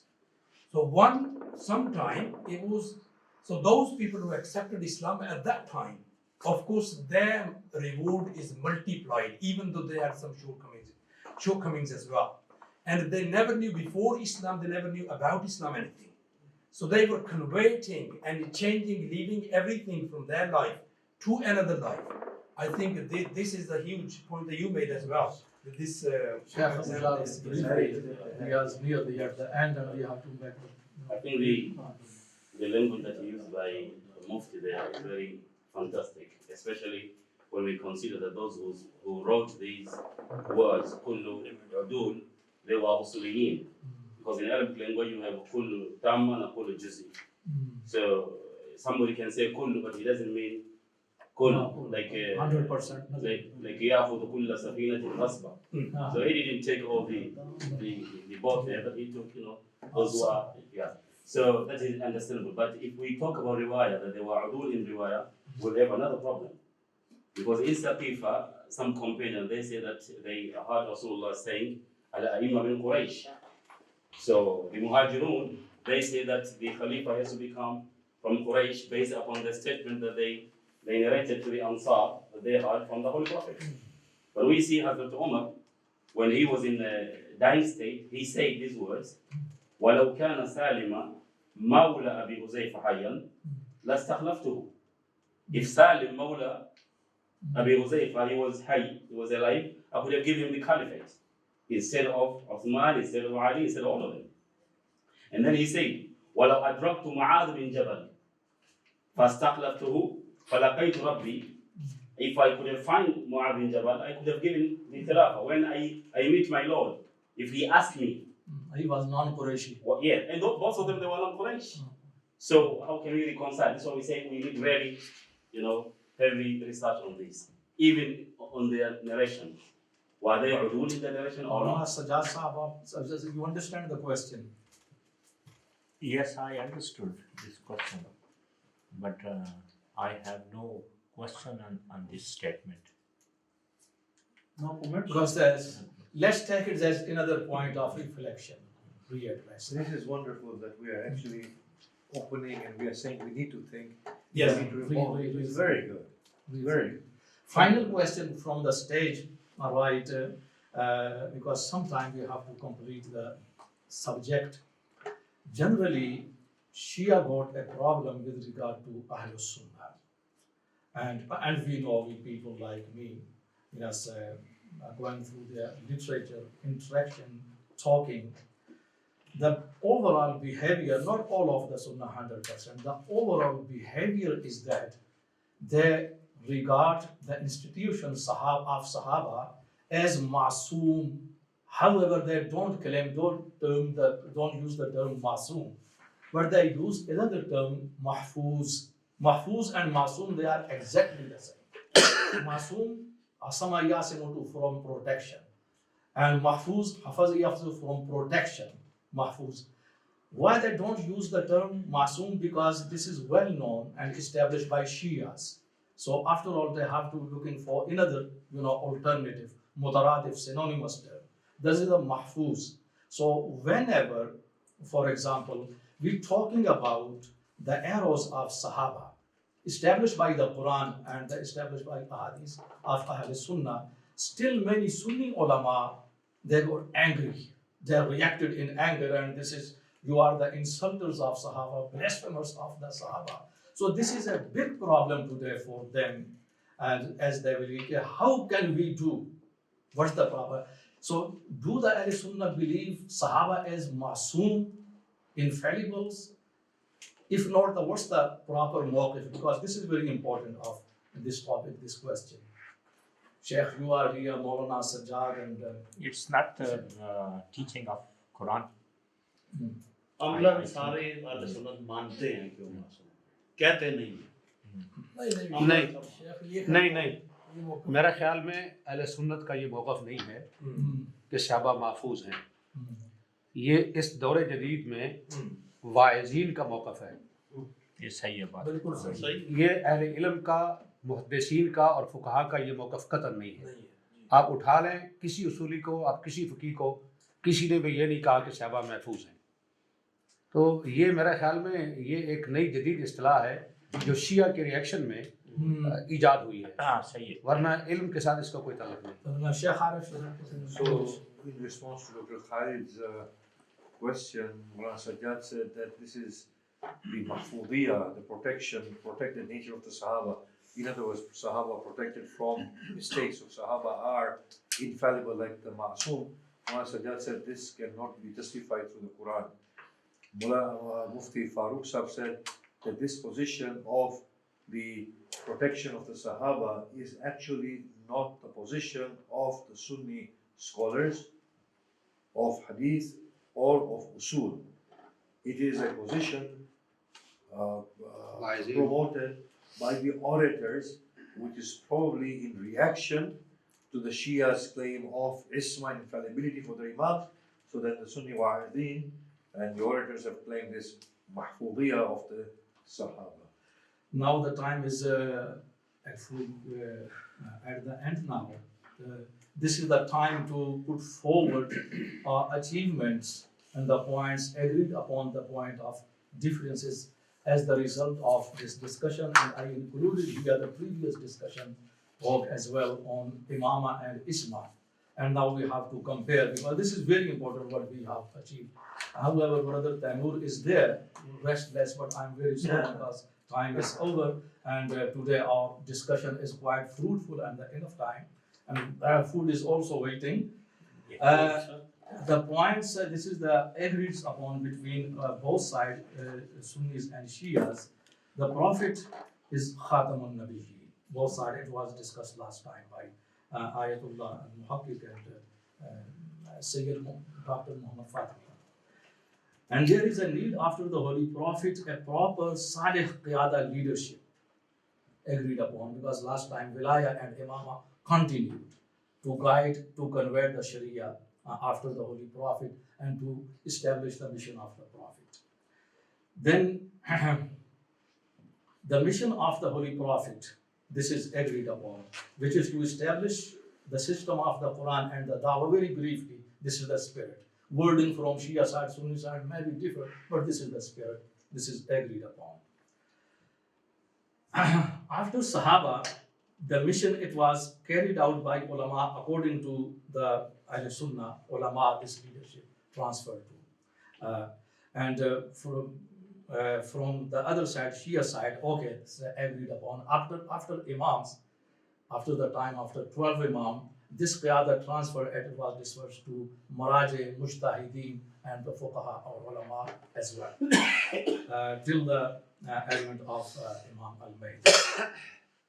Then from Sunni side, Salih qiyada must be equipped with Kamal fit taqwa. After the Holy Prophet sallallahu alaihi wasallam, it has to be Kamal fit taqwa, and talking about Adul as well. But as we decided, it should be readdressed as well, and we entrusted the responsibility to Sheikh Ahmad Yaqub. Inshallah, he will be completing the topic. But Kamal fit taqwa must be there in this. And from the other side, agreed upon Kamal fit taqwa also. And this Kamal fit taqwa also expounded or expressed as Isma of Imam as well, as it was discussed last time. And another point, the major criterion is Kitab and Sunnah for all these Sharia and the Qiyada Imama and the Shia side as well. These are the points agreed upon, as a result of this discussion. And the last discussion, as I said, I included here the previous discussion and the program. Now, the points of the differences, so that much of the points, alhamdulillah, agreed upon, and they are the solid and the salient points. In the differences, the concept of qiyada and in terms of the Sahaba and Adul, presented by the Sunni side. From the other side, as last time, this is Imama of Ahlul Bayt. This is the major qiyada, and which is Isma. And Isma, the definition has been explained. However, this is not completed as Sheikh Arif. I think next time somewhere, the next part of Imama should be discussed as well, right? The second point, according to Ahl Sunnah, only Anbiya, they are Masoom, and Ahlul Bayt and Sahaba, they are not Masoom. So this is we don't have the time today to discuss when we believe agreed upon Sunnis and Shia Anbiya are Masoom, and Imams as well, Anbiya both.